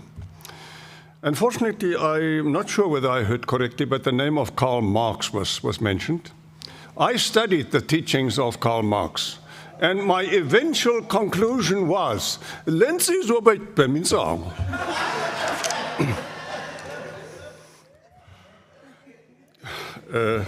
Speaker, ek het reeds omtrent 'n jaar gelede etlike vrae aan die departement gestel in betrekking tot die begroting van die departement. Die meeste van daai vrae is glad nie beantwoord nie. En dit is vir my kommerwekkend dat 43% van die poste in die departement is glad nie gevul nie. En 77% van die begroting gaan in die rigting van die betaling van salarisse. Ek kan nie verstaan hoe kan ons, en dan het die departement nog kontantvloei probleme. Hoe op aarde wil hulle die 43% van die poste nog vul as hulle reeds kontantvloei probleme het?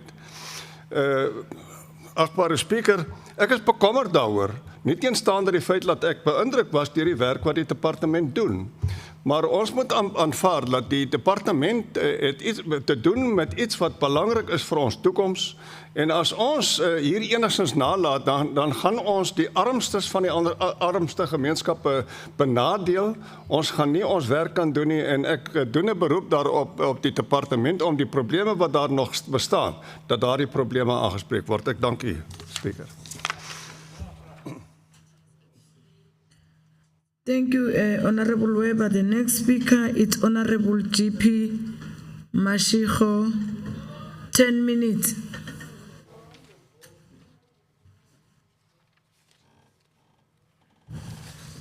Honorable Deputy Speaker, members of the Provincial Legislature, members of the Executive Council, and members of the public present here. It is befitting for this House, Honorable Webb and Grobler, to note that this year marks the 46 years since the event of 1976, where young people protested against the order which made Afrikaans compulsory in our schools.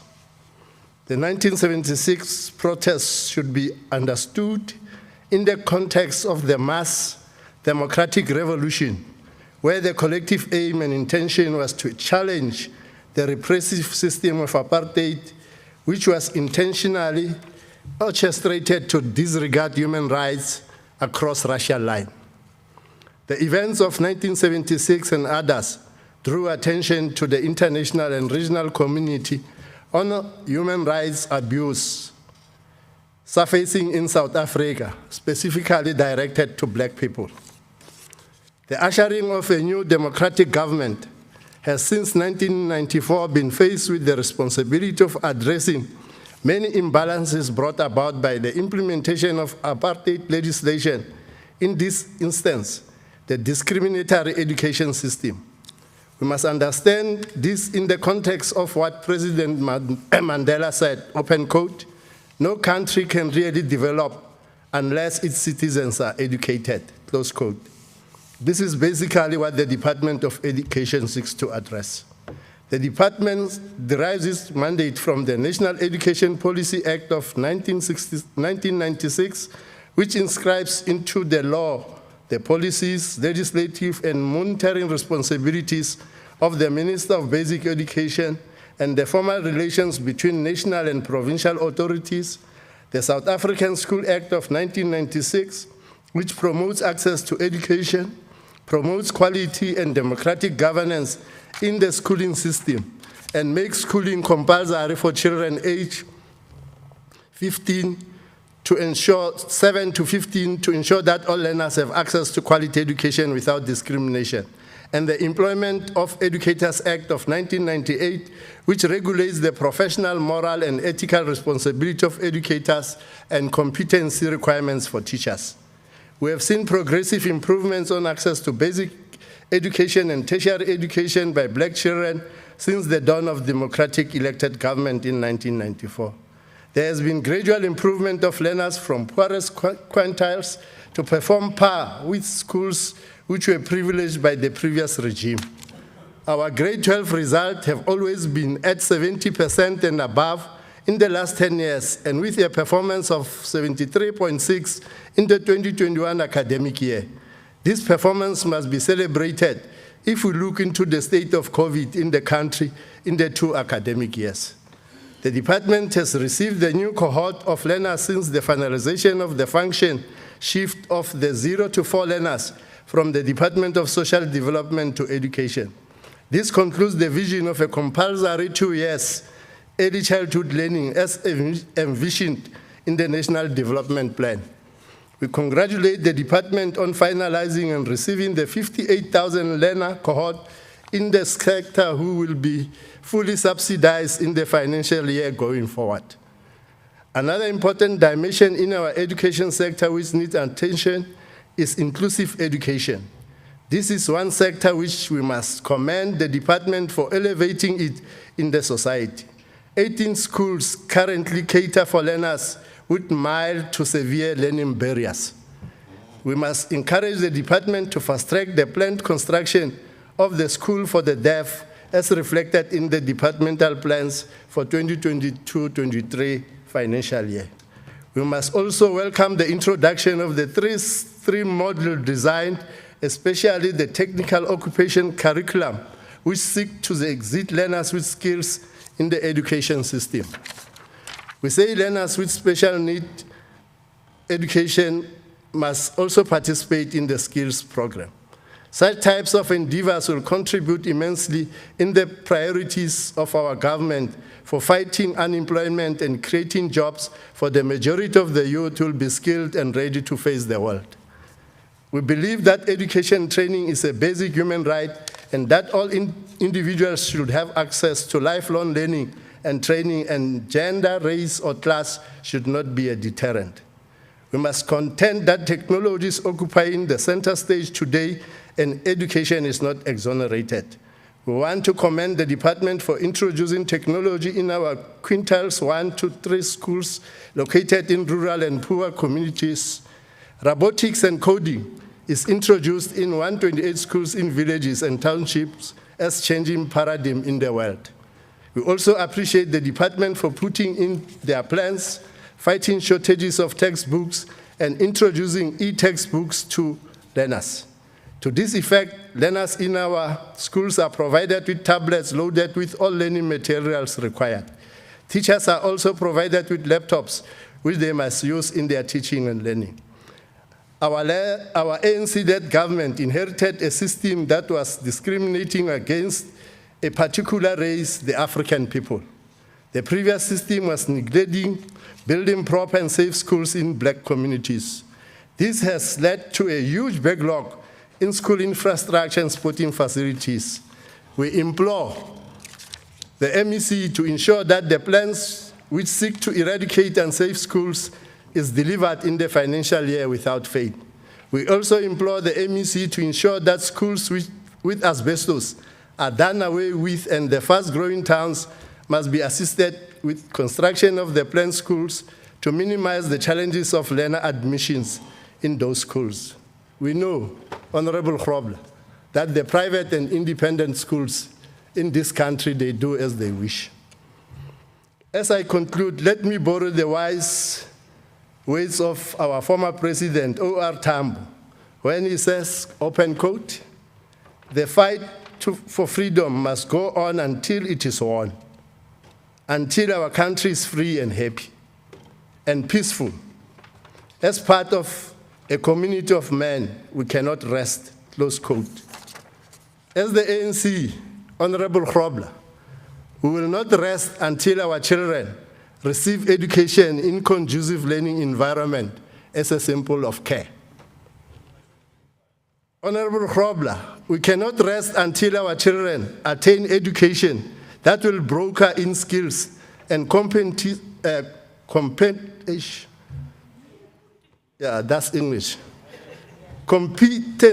that will fight unemployment, poverty, and equality as a symbol of care for our society.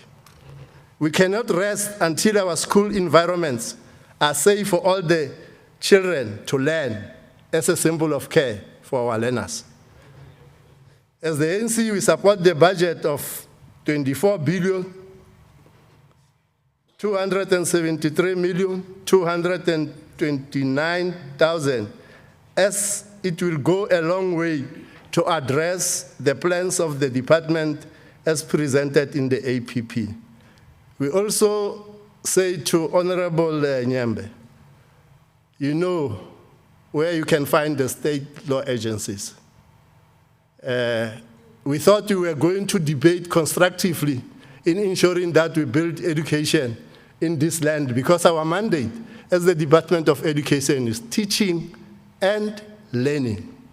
Thank you.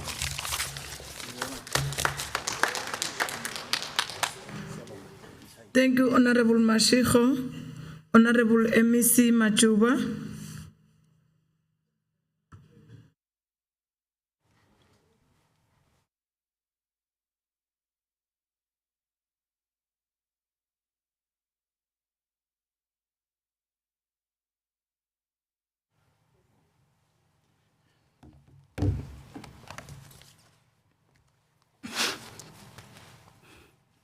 Thank you once more, Madam Deputy Speaker.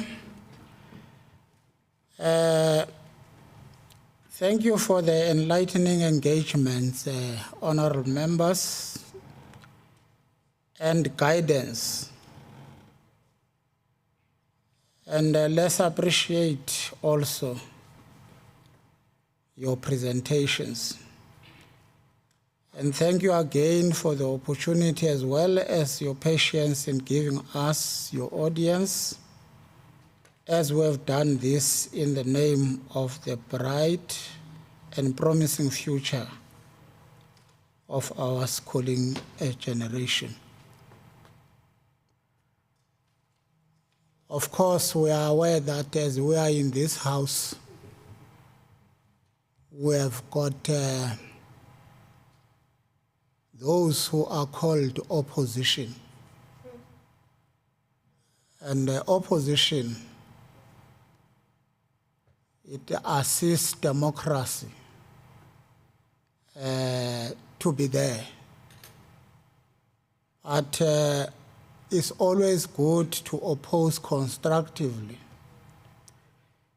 with an intention of contributing for the betterment of our children in the country.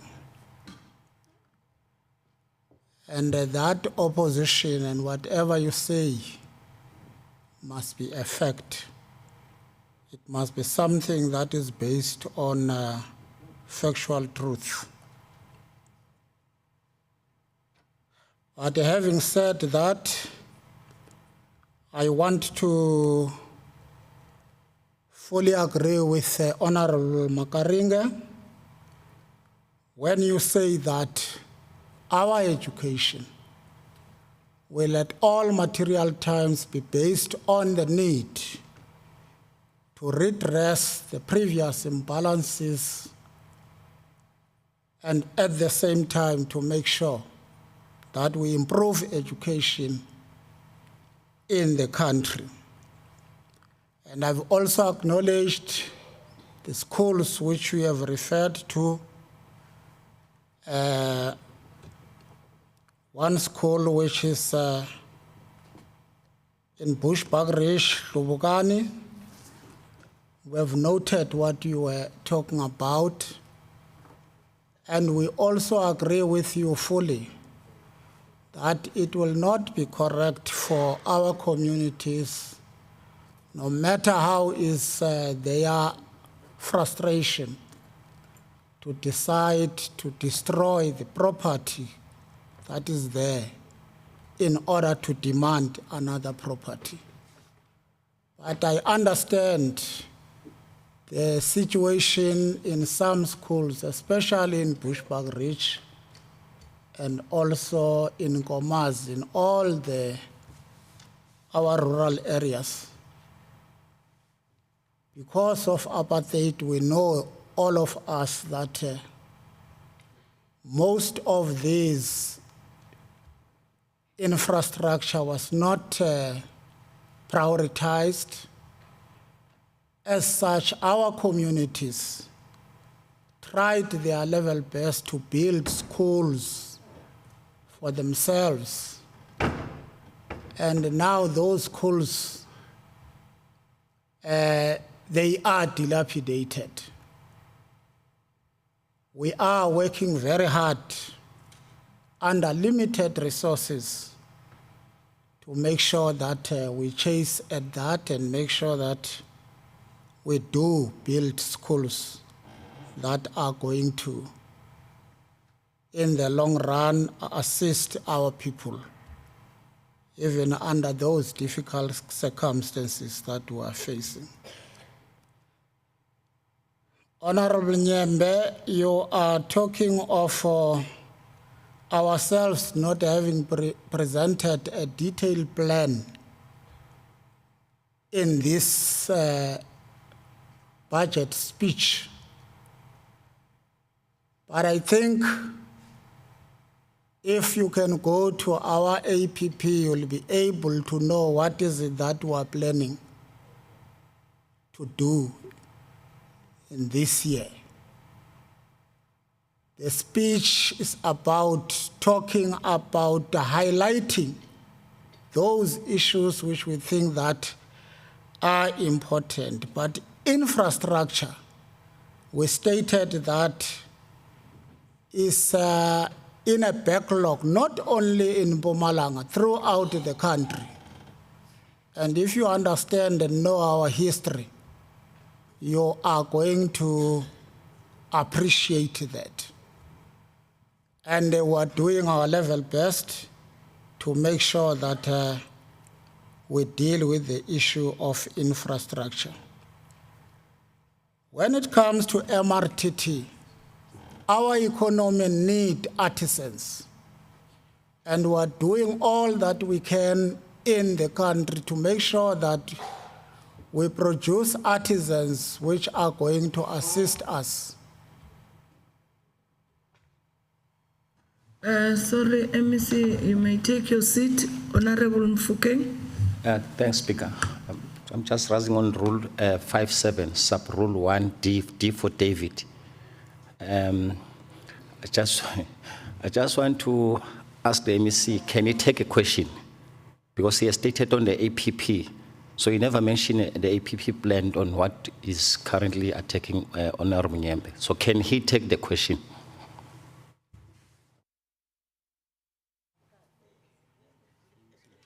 Honorable MEC, can you take a question? Because of time, I think questions have already been answered. Let me deal with the answer is no. issues that have been raised already. Continue. I'm saying that, Honorable Deputy Speaker, that the issue of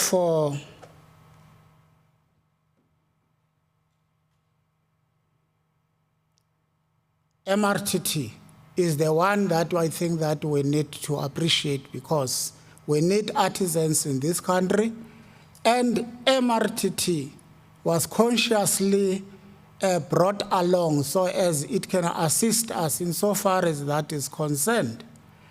And it is very relevant. It can be a looting institution. Its intention and objectives are clearly defined, that for what reason we need MRTT. Now, you also spoke about a certain somebody whom you said the department acknowledged that the person was given a job without processes being followed. I don't think that I ever met you and acknowledged to you that the department will give people without following processes. That is why I say that when we oppose, let's oppose factually, such that we don't come and fabricate things which are not there. And if it is there, someone said that at least it would be good for you to come and engage me so as we can discuss it and we can subject that issue into investigation and deal with anybody who's going to do that kind of a thing. Because the laws of PFMA which are there now are the laws which were brought along here by the ANC government. There was no PFMA under apartheid. PFMA was brought along by this dispensation. And everybody who works under this government of the ANC must follow PFMA, and if it is not followed, therefore, we are going to make sure that we deal with such issues. When it comes to Mr. Grobler, I heard you talking about us caring. Whoever said DA is caring more than an ANC that liberated the people of this country? Where was DA when the people of this country were oppressed? And the ANC, a caring government, is the one that brought liberation to the people of this country. I'd never heard... Honorable members, please. I'd never just respect the decorum of this House. I'd never heard of any comrade called Grobler during the apartheid days. So there is no way that you can claim to be caring more than ourselves. In the Western Cape, our people are suffering a lot in terms of you go to Khayelitsha, you go to Site C and all those areas. The only places that are shining are the places which shown even from the previous years. So we can't be able to be... Honorable Grobler. We cannot be intimidated by a neoliberal, oppressive regime That is why then we are saying that the issue of ourselves having to buy tablets, we have stated it here that those tablets have got e-textbooks and they were providing e-learning in South Africa because we are going for the fourth industrial revolution. We can't remain conservative and stay where you want us to remain, whilst your brothers and sisters are using tablets in their schools. It cannot be. When it comes to the deaf school we are building, we have said that that school of the deaf was pronounced by the Premier, and we are working very hard to make sure that those processes of building that school will have to be followed, and the processes are continuing. Honorable Shabalala, I think I agree with you. COVID did have an impact on us.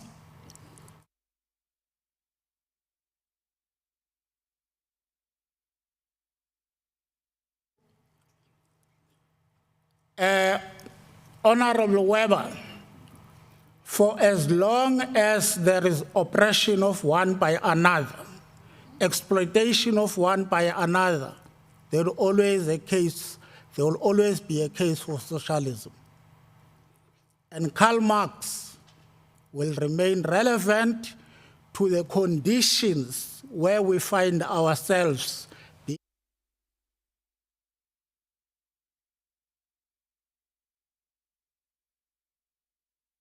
As our conditions are concerned.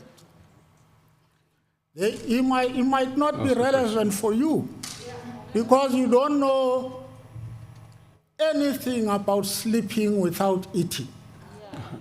You know nothing about sleeping in a shack.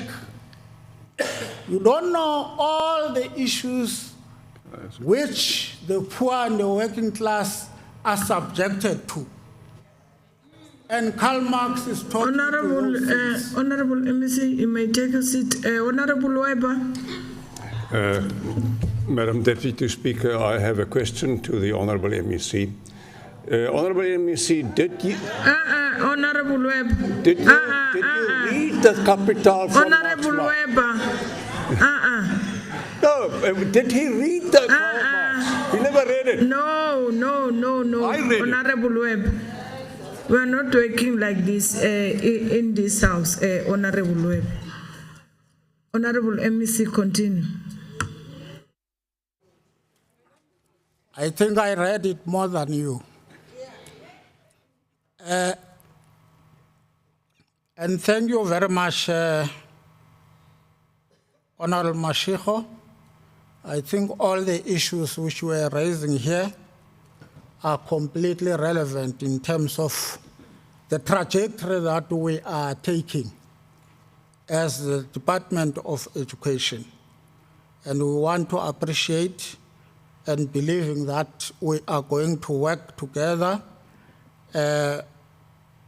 in a constructive manner going forward. It is true that the results are better and we are in the era of technology. And we are also going to note the schools with asbestos and see what is it that we can have to do with them. And thank you very much. Thank you, Honorable Deputy Speaker.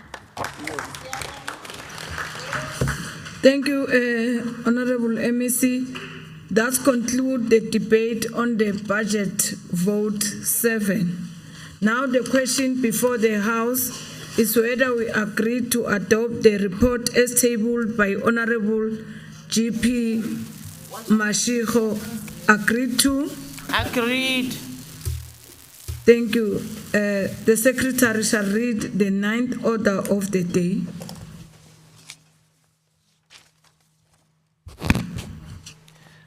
Order number 9, Policy and Budget Speech on Vote 13, Department of Human Settlements.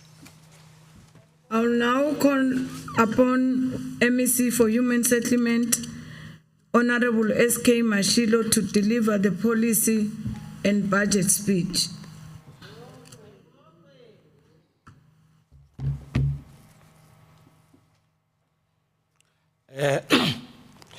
Ngiyabonga, Deputy Speaker. Thanks for the opportunity. Karl Marx, he says, the last words are for fools who have not said enough. That's what Karl Marx said.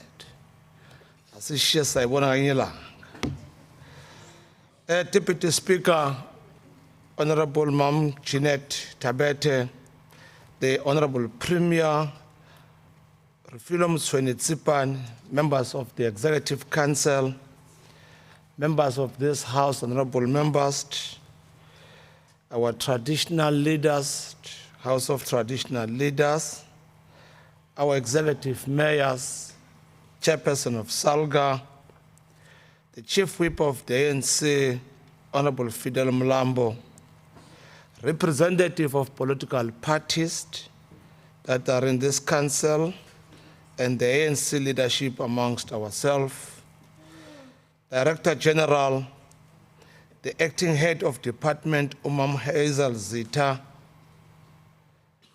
business and public sector representative, distinguished guests, members of the media, family and friends, ladies and gentlemen, comrades and friends.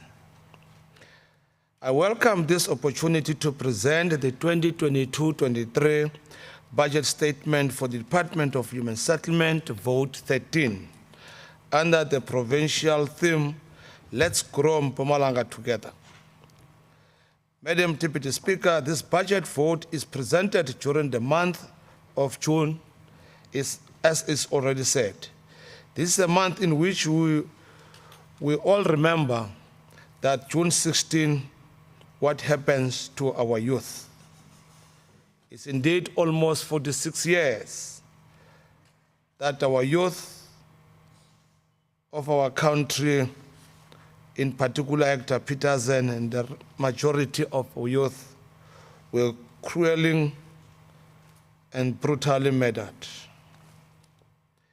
This year, Youth Month is celebrated under the theme, the Year of Charlotte Maxeke, Growing Youth Employment for an Inclusive and Transformed Society. In order to promote sustainable livelihoods and the resilience of young people for a better tomorrow, this budget vote should help our young people to forge resilience and pursue opportunities for sustainable livelihood today and in the future. And this is precisely the future we want to collectively forge and build for today and our future as we work with our stakeholders. In this way, we'll be heading the call by President of the African National Congress, O.R. Tambo, and I quote what he said, that the children of any nation are its future. A country, a movement, a person that does not value its youth and children does not deserve a future. Deputy Speaker, the Department of Human Settlement derived its mandate from the Constitution of the Republic, Act 108 of 1996, which makes ensuring the provision of all adequate housing and integrated sustainable human settlement at all. Deputy Speaker, emphasis is drawn to Section 26 of the Constitution that expands the imminence of this portfolio in protecting that everybody has the right to have an access to a suitable house and its related services. The Constitution further provides that housing is a competency that is held at the provincial and national spheres. We are therefore compelled to make reasonable legislative and other measures within our available resources to achieve this progressive realization of this human right. In 1955, Freedom Charter premeditated that there shall be houses, security, and comfort to profit all its citizens without discrimination, which we are quite happy that everybody today does have a house, irrespective. The practical example is what we have given people of Teguani South in all racians or nationalities benefited from that. That said, we are continuing to improve the livelihood of our community towards realization of this goal. Giving much impetus to this resolve, the right of access to adequate housing is construed as the right to do the following. 1, security of tenure, availability of services, affordability, habitability, accessibility, and location and cultural adequacy. It has become evident, Madam Deputy Speaker, that this mammoth task of settling people cannot be the work of this department alone, but the department is there to coordinate and make sure that we do that. Our private partnership, they must equally play a major role. And we're quite happy that in the province we have business people that are indeed considerate to this particular understanding. We forged the working partnership with the private sector, guided by the advice from the father of our struggle, Oliver Tambo, when he said, open quote, "We who are the free to eat and sleep at will, to write, to speak, to travel as we please. We who are free to make or break a revolution. Let us use our comparative freedom not to perpetuate the misery of those who suffer, nor to give indirect aid to enemy they fight by withholding our own contribution," close quote. The 2021-22 financial year marks the third year of the sixth administration, 2019 to 2024, an epoch that brought about much desirable optimism. Our delivery during this financial year was mainly driven by regional focus methodology, district development model. This vehicle assists government to synergize and channel its resources towards realizing tangible impact on projects. Through the various programs and services, the department yielded 9,814 housing opportunities, benefiting communities throughout the province.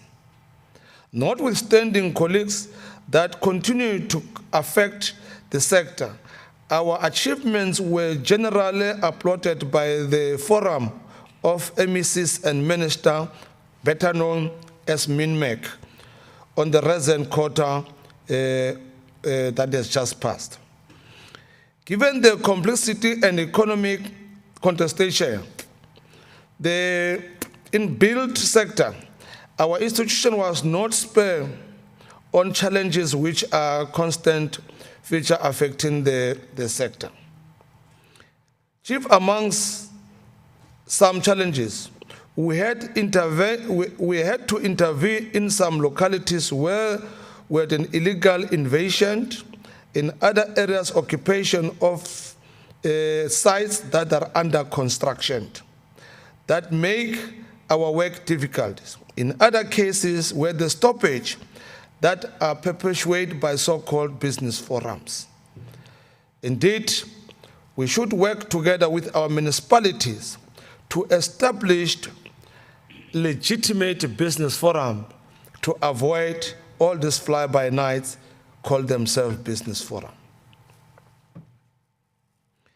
There were also delays in the start of some projects owing to changes in project areas and new councillors requesting to verify beneficiary list before implementation.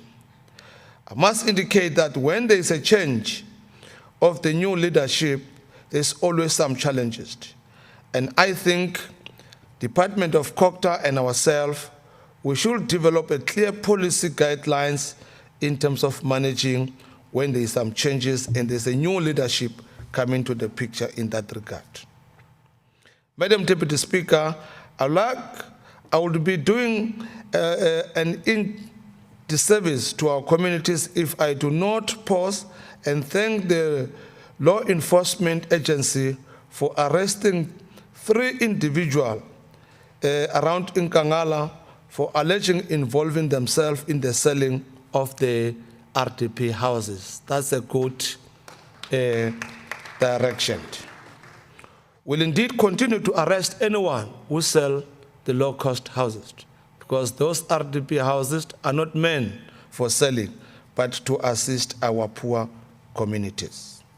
To this end, we further made a call to communities to be vigilant and report any fraudulent activities and persons engaging in the selling of these houses government has built for them, for the needy people.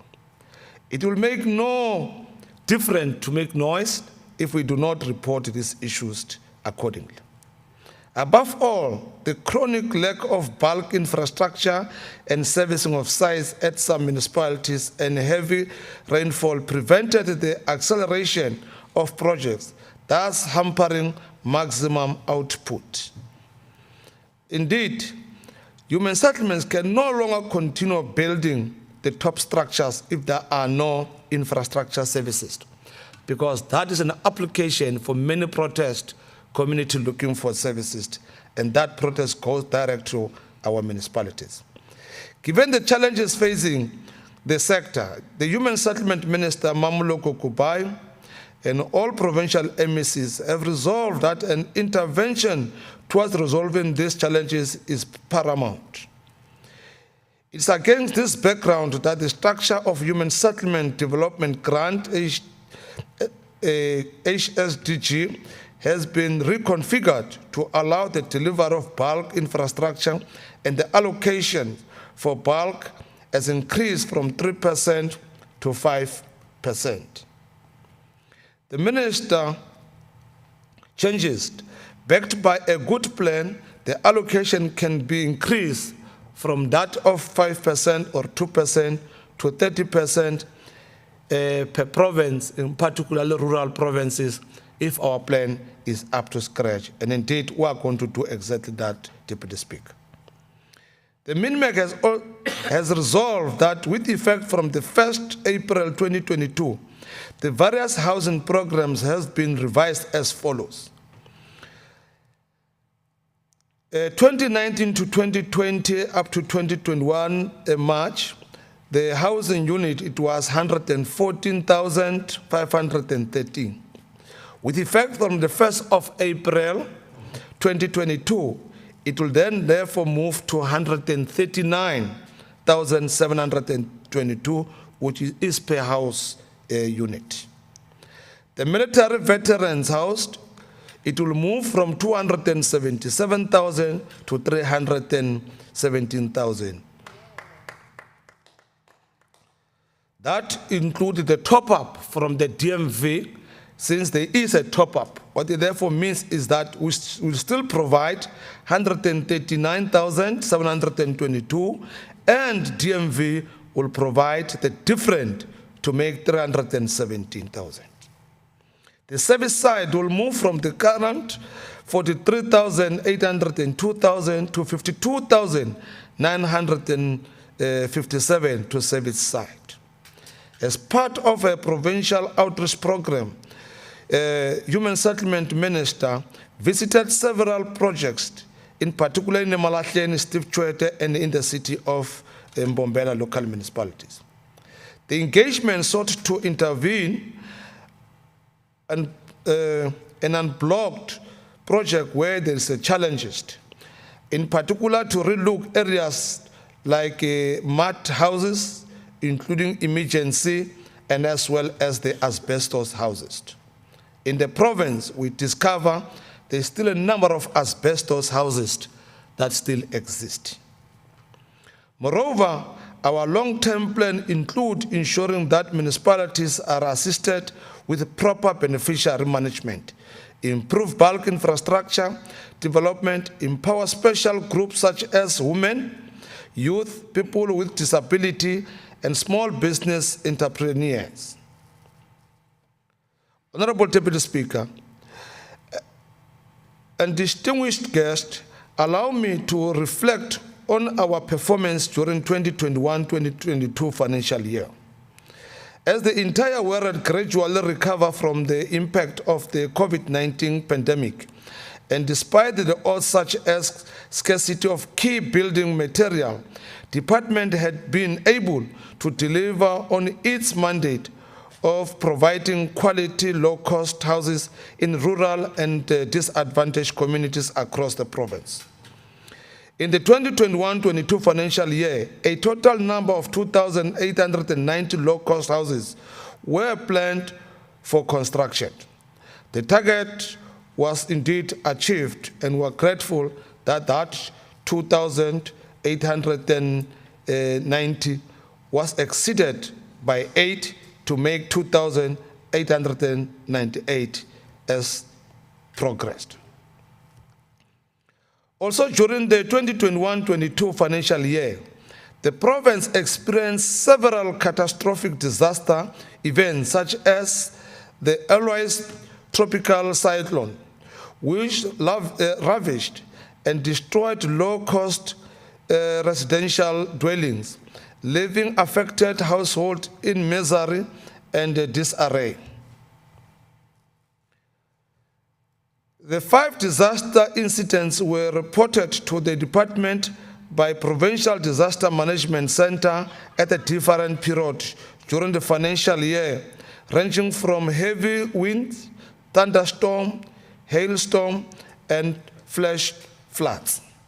Deputy Speaker, through the assistance of the National Department of Human Settlement, we accessed the Provincial Emergency Housing Grant of about 40.9 million, which was appropriated to assist through emergency and roof repairs, remedial works, and provision of temporary residential or so-called TRU to affected household.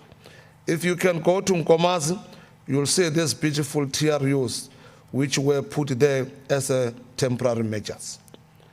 To work with the speed in responding to the future disaster, we are developing a policy that will guide on how fast and smart the emergency repairs can be effected, including the turnaround time. So that how fast can we bypass this process of procurement within the correct framework without corruption. At the end of the day, our people should benefit as quickly as possible. To date, a total of 572 houses were repaired and 80 TRU were successfully provided at the affected areas. This number excludes 151 new low-cost houses department had to prioritize to build for beneficiaries whose house could not be repaired as they were either mud house or shacks. Lessons we learned on the swiftness and response to such disaster with the need to improve on coordination at the grassroots and physical verification and technical assessment of management of damaged houses. More importantly, is to improve on the turnaround time for intervention. Since the department is tasked to facilitate the delivery of sustainable human settlement, we are partnering with the Council for Geoscience at the national level as well as the provincial level. We believe that it will assist us so that we can assess and make sure that the areas that we build are proper. We don't foresee any future problem. Another worrying factor, Madam Deputy Speaker, is the poor quality of the building material used in building and the methodology of self-building houses, especially in the rural communities. When I was in Nkomazi, I realized that our people, they've built beautiful houses, but those beautiful houses were not up to a good quality, including the material they used is not that of a quality, which at the end of the day, it will definitely affect them and create more problem for department. These houses do not conform to the building best practice and standard. And this called upon our municipalities to up the town planners and the town inspectors at their levels, including the rural areas. We can no longer concentrate only in the city center or in town. We must have inspectors to inspectorate houses in the rural areas. Esabokoko bazakhela lapha nabomkhulu and everybody, there must be inspectors. Ebafika babona ukuthi isament, izinc elisetshenziswa kulapha ingaba lisesimini right now. It is for this reason, Deputy Speaker, that we will making submission to this legislature for the review of the National Building Regulations and Building Standard Act 103 of 1977 to align it with the current building standard. More especially, we live at the time of the climate change, and therefore we can no longer use that act of 1977 when things were still fine. Now, today, things have changed drastically.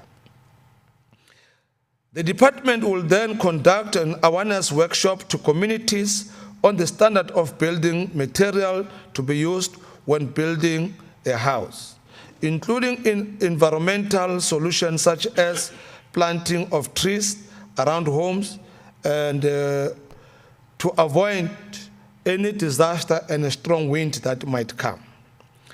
Allow me, Madam Deputy Speaker, to appreciate some of the contractors who donated and built houses for the needy families when they were represented with a problem and they were asked to do so. Ubaba Sol Siwela of White Haze Construction, Umama Uleti Ndlovu of Mashau of Motel Construction, Dr. Gabriel Ngomani of TNZ Construction, Ubaba Uchos Banyon, who is amongst us from the taxi industry. Siyabonga Papa Sbanyon. Where is Papa Sbanyon? Now, Sbanyon, Jos Banyon. Siyabonga. That when they were requested, this individual, they have built houses where as human settlement, our policy could not allow it because they may not qualify it. But at least those people, they're needy for that. Thank you very much, Nkala Special and Zandla. And encourage other service providers, other business people, ukuthi masincedane sifake isandla. Let me also acknowledge the construction and support by the Nelson Mandela Colin Mashawan Foundation for their inputs in coming to the aid of the needy people. We are also appreciative of donation by the Benex Trading, who has built a house for a homeless beneficiary at Boschfontein in Nkomazi. These are the people all the time we shall always cherish. We thank you for understanding that government alone cannot eradicate the apartheid system of providing basic services and improve people's livelihood. Without you, we are not complete. We can only be complete when we've got progressive and indeed patriotic business people. Deputy Speaker, despite the budget reduction, Department delivers 6,857 service sites in various municipalities throughout the province. The key challenges, however, to delivering more sites still remains the unavailability of bulk infrastructure to support the project. As human settlement, we might put too many sites, but this sites without the bulk they are meaningless. To intervene in this situation, department managed to complete the installation of 87 boreholes for communities, while 197 boreholes were installed in various schools within the province. As we uplift the standard of living of our community, we have completed the MLO extension 32, 33, and 34, where we intervene on the sewer spillage and challenges. The process of handing over the projects to the municipalities will be concluded before the end of this month, which is June 2022. I must hasten and say, Madam Deputy Speaker, the Mbalenhle sewer pump station has been handed over to the governing Mbeki local municipalities to complete the remaining mechanical works. In keeping with our inclusive mandate, the department has 3 social amenities planned for construction and completion during the financial year 2021-2022. Given the challenges associated with the sector and a slow movement of projects due to the COVID-19, the planned socio-economic facilities were at various stages of completion, namely roof level and earthworks. Madam Deputy Speaker, it is known fact that land remains one of the tropical issues in the country in relation to the development. More so, we have witnessed land invasion, public protest, lawlessness by communities demanding land. It is pleasing to report that the department has acquired 2 portions of land of Msugalekwa and city of Mbombela local municipalities. We are allocating portion of land acquired to resident development. In particular, these 2 municipalities, the process is at an advanced stage. In our quest to intensify access, security of tenure and land rights, the department continued to register title deed to beneficiaries. These legal documents can be used as an economic leverage for beneficiaries to improve their livelihoods. Since the enhancement of the mandate through the Office of the Premier, the department engaged Department of Public Services and Administration, DPSA, to ensure that organizational structure that it is fit for the purpose is indeed realized. To this end, we successfully completed the placement of staff on the newly approved organogram structure during the 2021-2022 financial year. The approved organizational structure comprised of 494 positions on the post-establishment. There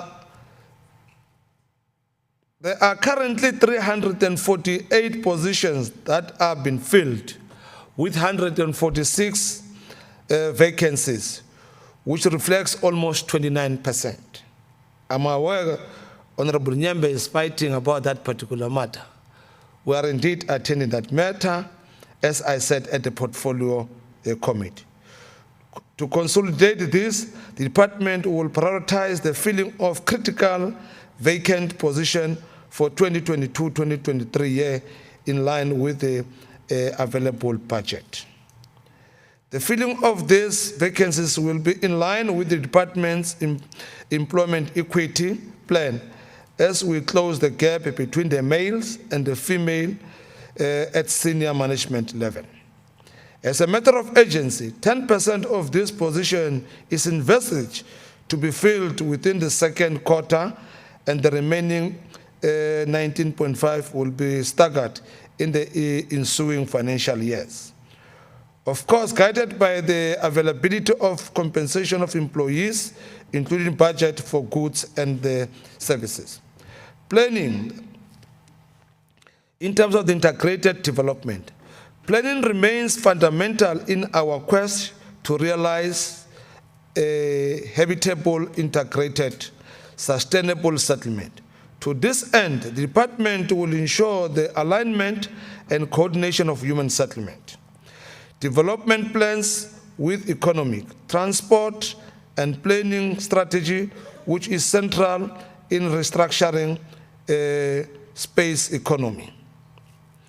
To ensure the realization of sound development, the department will facilitate access to well-located land for human settlement purposes at ideal location. Department will implement an active approach to engagement of all affected stakeholders in order to address spatial dislocation as well as to target government investment in specific such as priority housing development areas. Madam Deputy Speaker, prevailing development in the province have confirmed that proper intergovernmental and interdepartmental realizations are central in ensuring integrated and coordinated planning, improved spatial, social, and economic integrated in a new development, and in ensuring the provision of basic infrastructure project. Priority development areas comprise of 1, Emalahleni, which is Yangoba area, Steve Chwete, which is around the area of Hendrina, Govan Mbeki, which is Leandra, Mbombela, which is Nesville, Nkomazi, Bushbuck Ridge, Tembisile, Dr. Jess Moroka, Tabachweu. These are all shall be gazetted as a priority development areas. These priority spaces, which have already been declared as such by the Minister in terms of the Housing Development Agency Act, are being used as an instrument and contribution towards the district development model. Madam Deputy Speaker, in line with the Human Settlement Master Plan, the department is already focusing on implementing the additional 37 integrated human settlement. As far as mega projects are concerned, will support the Nkosi City development in the city of Mbombela as human settlement. We also have an informal settlement management and upgrading strategy in which we are formalizing a number of informal settlements throughout the provinces. We have started, majority of some of the land are get transferred to municipalities. In Dr. Moroka, about 14 areas, and Tembisile as well 14, are transferred from provincial, national government to municipalities. That will give them opportunity to get the title deed. Areas like Abokwara Fontaine, Vlaklachte, areas like Siabuswa, Lofontaine, etc. They will be established as a formal township, and then they will acquire the title deed as well.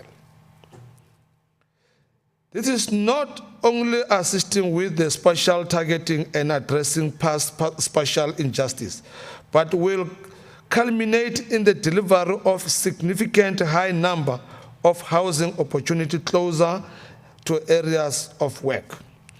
To show our seriousness in non-tolerance of illegal land invasion, we have established the Land Invasion Committee chaired by Advocate Mabaso to assist in clamping down illegal land invasion. Any illegal invasion shall be dealt with accordingly.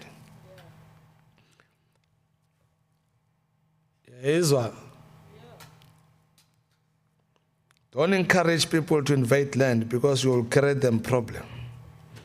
Madam Deputy Speaker, we are not going to tolerate people who illegally grab the land anymore because we believe this is a waste of time and a delay to the development of our municipalities.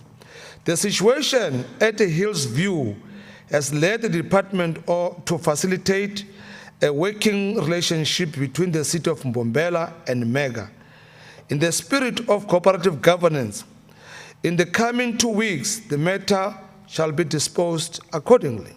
All the people that are there shall be removed to allow the new processes in terms of developing that area to Insud. Notwithstanding a recorded achievement, the department had to endure other related challenges that encompassed, amongst others, oiling poor bulk infrastructure at municipality. Intervention were made through constant engagement with other sector departments to have alignment in our plans. This is being done through the district development model and district engagement with the key stakeholders like the Department of Water and Sanitation's COGTA district municipalities. If we work together, all these departments, we can change number of our municipalities in terms of the bulk supply.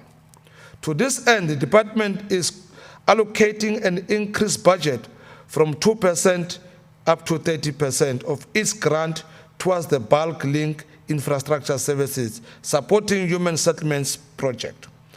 It is no longer necessary to build a new beautiful township like your Rockdale, like your Tekwani South, Tekwani North, where there's beautiful houses, but the roads are not there. What we should do, we'll spend 70% of the work and municipalities must just advance 30%. What it means in this case, if se gravela umgwaqo so stampa kahle njengoba siyeza manje, umasipala makafake just paving. Then we've got a beautiful township. Then the problem is resolved, including the question of erosion. The aim of the DDM is to ensure that we use the budget towards a development within the municipalities. Therefore, integrated planning and budget should be high at the level of municipalities. We are doing this and quite aware that municipalities, your budget has come to effect next month. You go to ring-fence majority of budget to infrastructure, in particular roads, water, sewer, electricity. That it will assist our development to go smooth and very concurrently. Lessons can be learned and emulated from the work done in Rondebosch, Steve Tshwete local municipalities, in MLO, in the extension I've just mentioned earlier, that if we can work together, we can able to make our municipalities more beautiful. A total of 7,220 sites will be delivered throughout the province, not underscoring the challenges municipalities' bulk infrastructure bottleneck. As department, we are determined to reduce more top-up structure and concentrate more on the servicing of sites. Department seeks to ensure delivery of quality houses through working closely with the NHBRC by ensuring all projects are enrolled and inspectors are conducted timelessly to the highest norms and standards. Looking forward into 2022-23 financial year, department has planned the construction of 2,887 low-cost houses, which is a slight decline from the previous financial year. This is in line with the new national directive to prioritize the provision of service sites than to prioritizing the top structures. The eradication of mud houses across the provinces has received attention in this financial year, 2022-2023 financial year, with the prioritization being the Mkondo local municipalities. On the eradication of asbestos roof houses in the province, department has commenced with the consolidation of a database of all asbestos roofed houses in the province. During this financial year, department will embark on exercise to assess, remove, and replace asbestos roof on an incremental basis in the following areas: Goben Mbeki in Gersebande, Emalahleni in Nkangala, and the city of Mbombela here in Ehlanzeni. Given the huge number of houses that need to be addressed, an amount of 20 million is set aside for this particular task at the beginning of the long journey to go. Beyond this delivery of houses, this portfolio has responsibility to deliver socio-economic facilities, social interventions such as house for military veterans and middle-income earners, and also take care of the rental market stock. In our bid to assist any military veterans in South Africa, we render military services to any of the military organizations, be statutory or non-statutory, are expected to benefit from the houses as well. Department has planned 29 units for this financial year, and we've planned because we've been given the number of 29 by the DMV for the military to be benefit.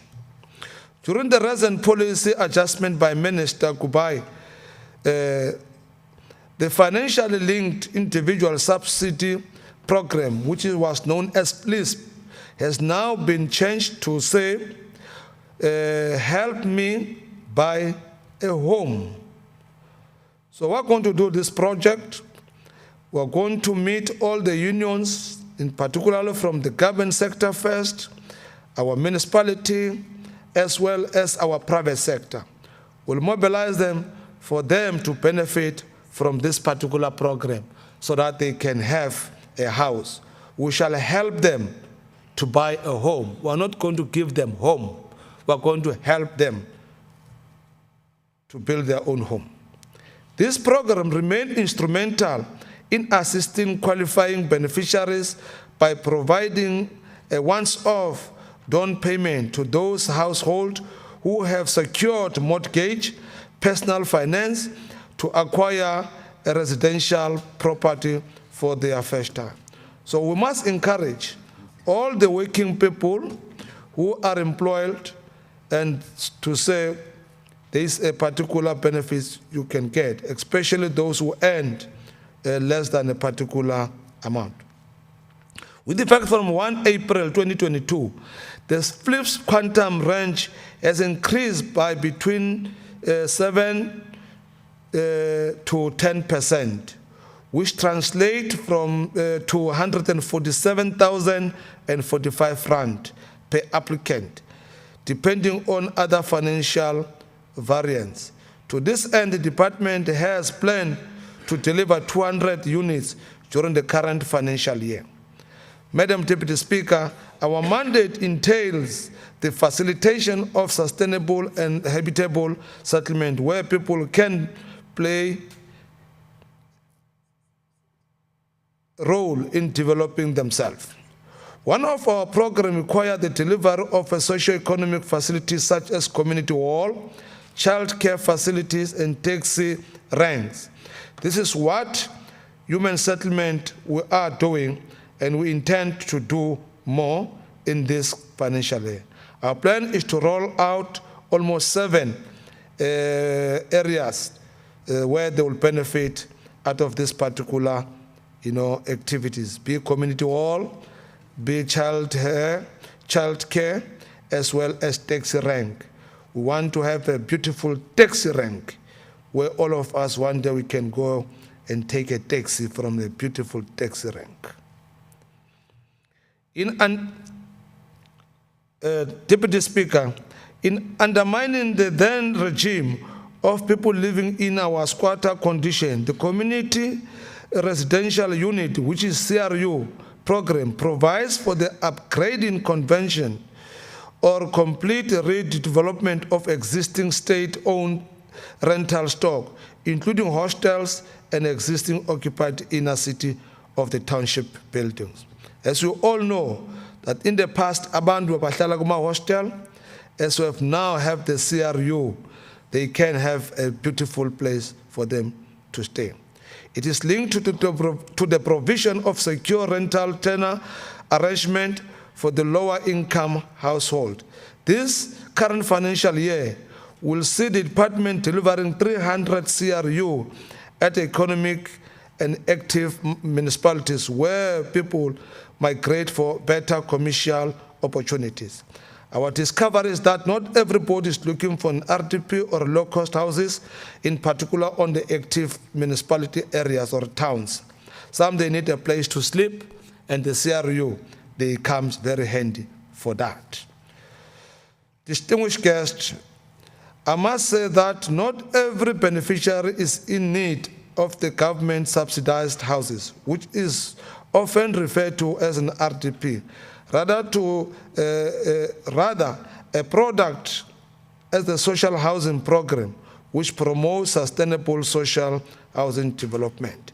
We must encourage, as this government, that people must build for themselves. We must encourage that people must do for themselves.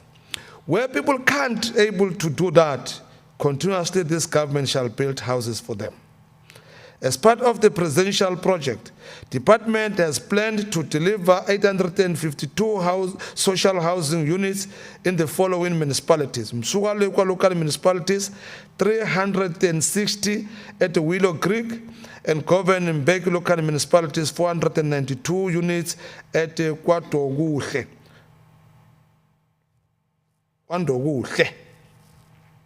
To ensure security of tenure and the protections of the rights, ownership of immovable property against unfair practice, a total of 5,000 title deeds will be registered and issued to the rightful beneficiary. While they continue to deliver houses and other services, one of our key responsibilities is to ensure that there is a harmony between tenants and landlords. With the tenant sector, given the success rate in settling despite in the previous years, we invested to resolve 580 rental disputes. We have resolved 580 rental disputes for the current financial year. That's quite important. You see, abantu baqashile abasafuna ukukhokha. And therefore, it becomes departmental responsibility to assist. 580 is quite a huge number that we have resolved. People who, between the landlord and the tenant. With the ever-increasing demand for houses and accommodation, land remains critical component of development in our country. As earlier indicated, our planning will enhance to mitigate against unlawful land grab and invasion.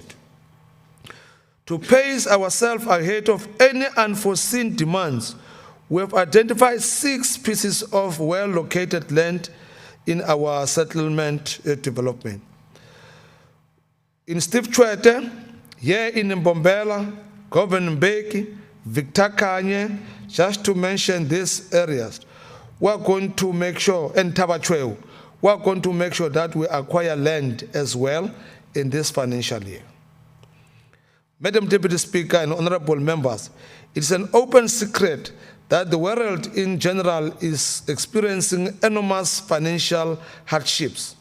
With an increased government-led infrastructure spend and a greater private sector spend on the cards for 2022, the construction industry is more positive about the year ahead.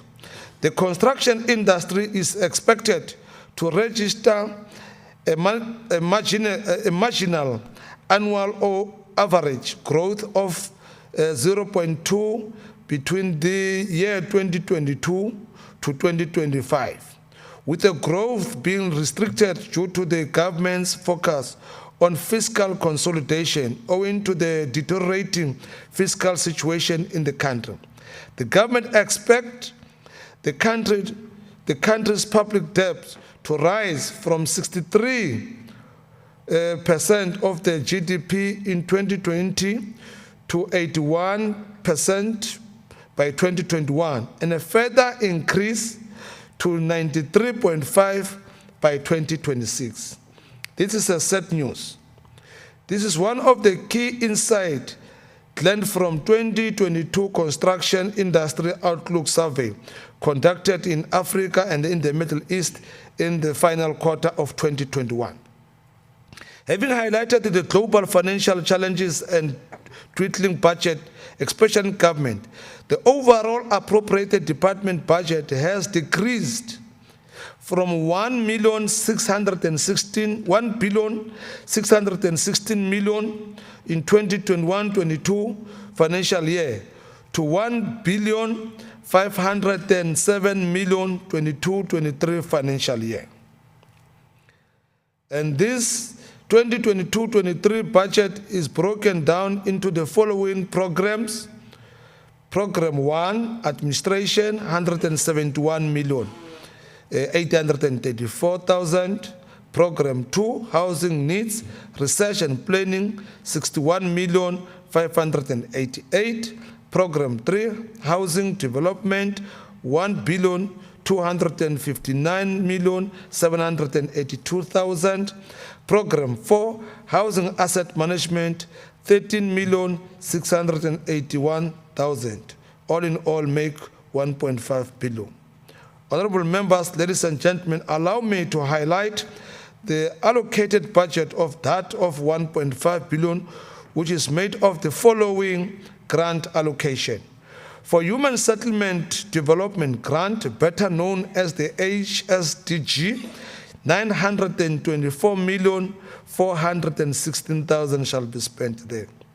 For Informal Settlement Upgrade Partnership Grant is 274,653,000. For Equitable Share Operational Budget, 305,816,000. For EPWP, is just 2 million. Madam Deputy Speaker, for the development taking place in the entire province, the government department are the market, including our municipalities. If indeed we can work together, we can address this problem of unemployment that I've referred earlier. We buy material, in particular bricks, cement, door frames, all the time as we construct. Municipalities buy the paving, bricks, all the time as they construct the road. Therefore, question must ask, where do we get this material? Where are this material come from? What is it that we must do? It is this reason that Human Settlement, we are proposing and we will engage each district to establish each district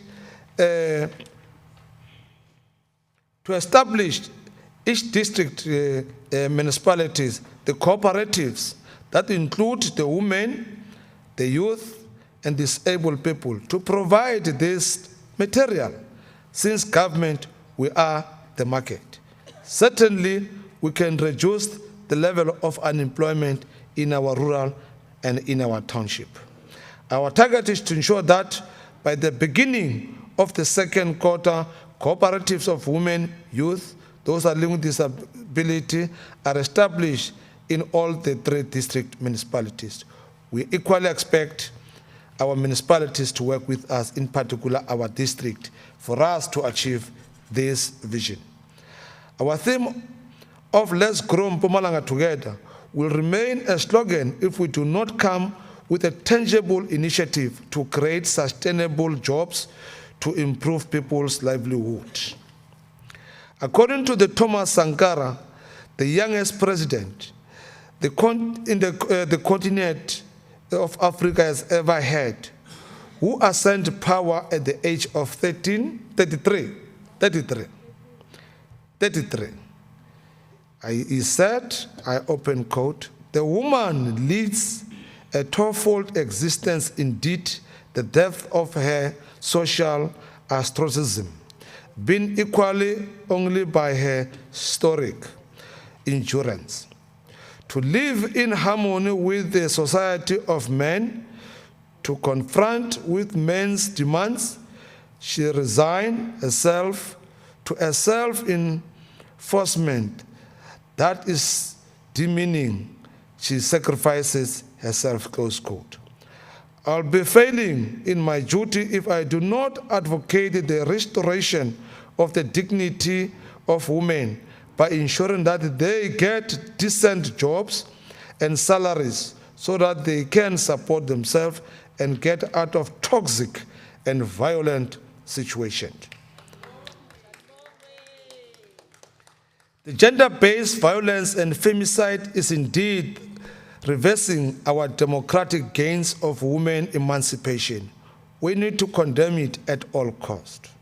As I conclude, Madam Deputy Speaker and honorable members in the House at large, as the government continue to push for the provision of adequate housing to qualifying and needy beneficiaries, including water and sanitation, the realization of such basic human rights require that all hands ought to be deck, see the realization of these rights.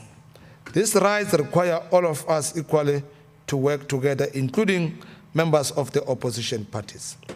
Given the material condition on the ground, the department will continue to prioritize its program with emphasis on the rapid release of land through the delivery of services, sites, and bulk infrastructure development. This does not, by any stretch of imagination, that delivery of top structure to cater for the elderly special groups, child-headed household, and military veterans, amongst other vulnerable groups, will be shortchanged. To this end, we will continue to engage stakeholders within the sector, communities, private sector, and government department to better our performance. Having painted this picture and took account of this material condition, ours is not by any stretch or imagination to fail or be despondent.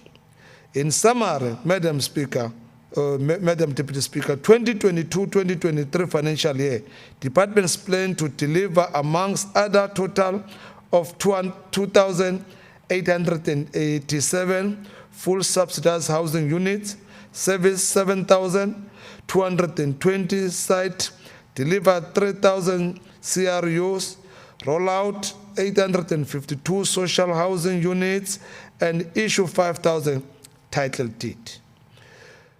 My salutations go to the ANC, the party deployed me here, the Honorable Premier Mama Refilo Mtsweni Tsipane, my colleague in the executive who gave me support all the time, the Honorable Chairperson of this portfolio committee, Umamo Kabisile Chabalala Ntundi Committee, members of this House for their advice, their debate, their criticism all the time. Lastly, my gratitude goes to the accounting officer, Umam Hazel Zita, the management, and the entire departmental complement staff for their utmost support all the time as we come here.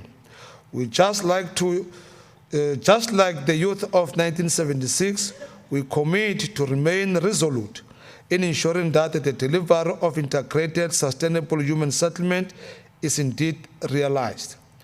As O.R. Tambo directed us, the fight for freedom must go on until it's won, until our country is free and happy and peaceful as part of the community of men. We cannot rest.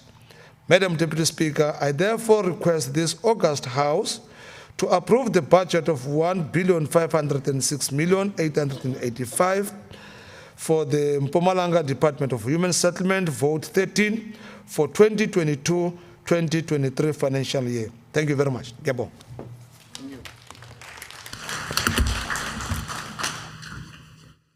Thank you very much, Honorable MEC, for the well-delivered policy and budget speech.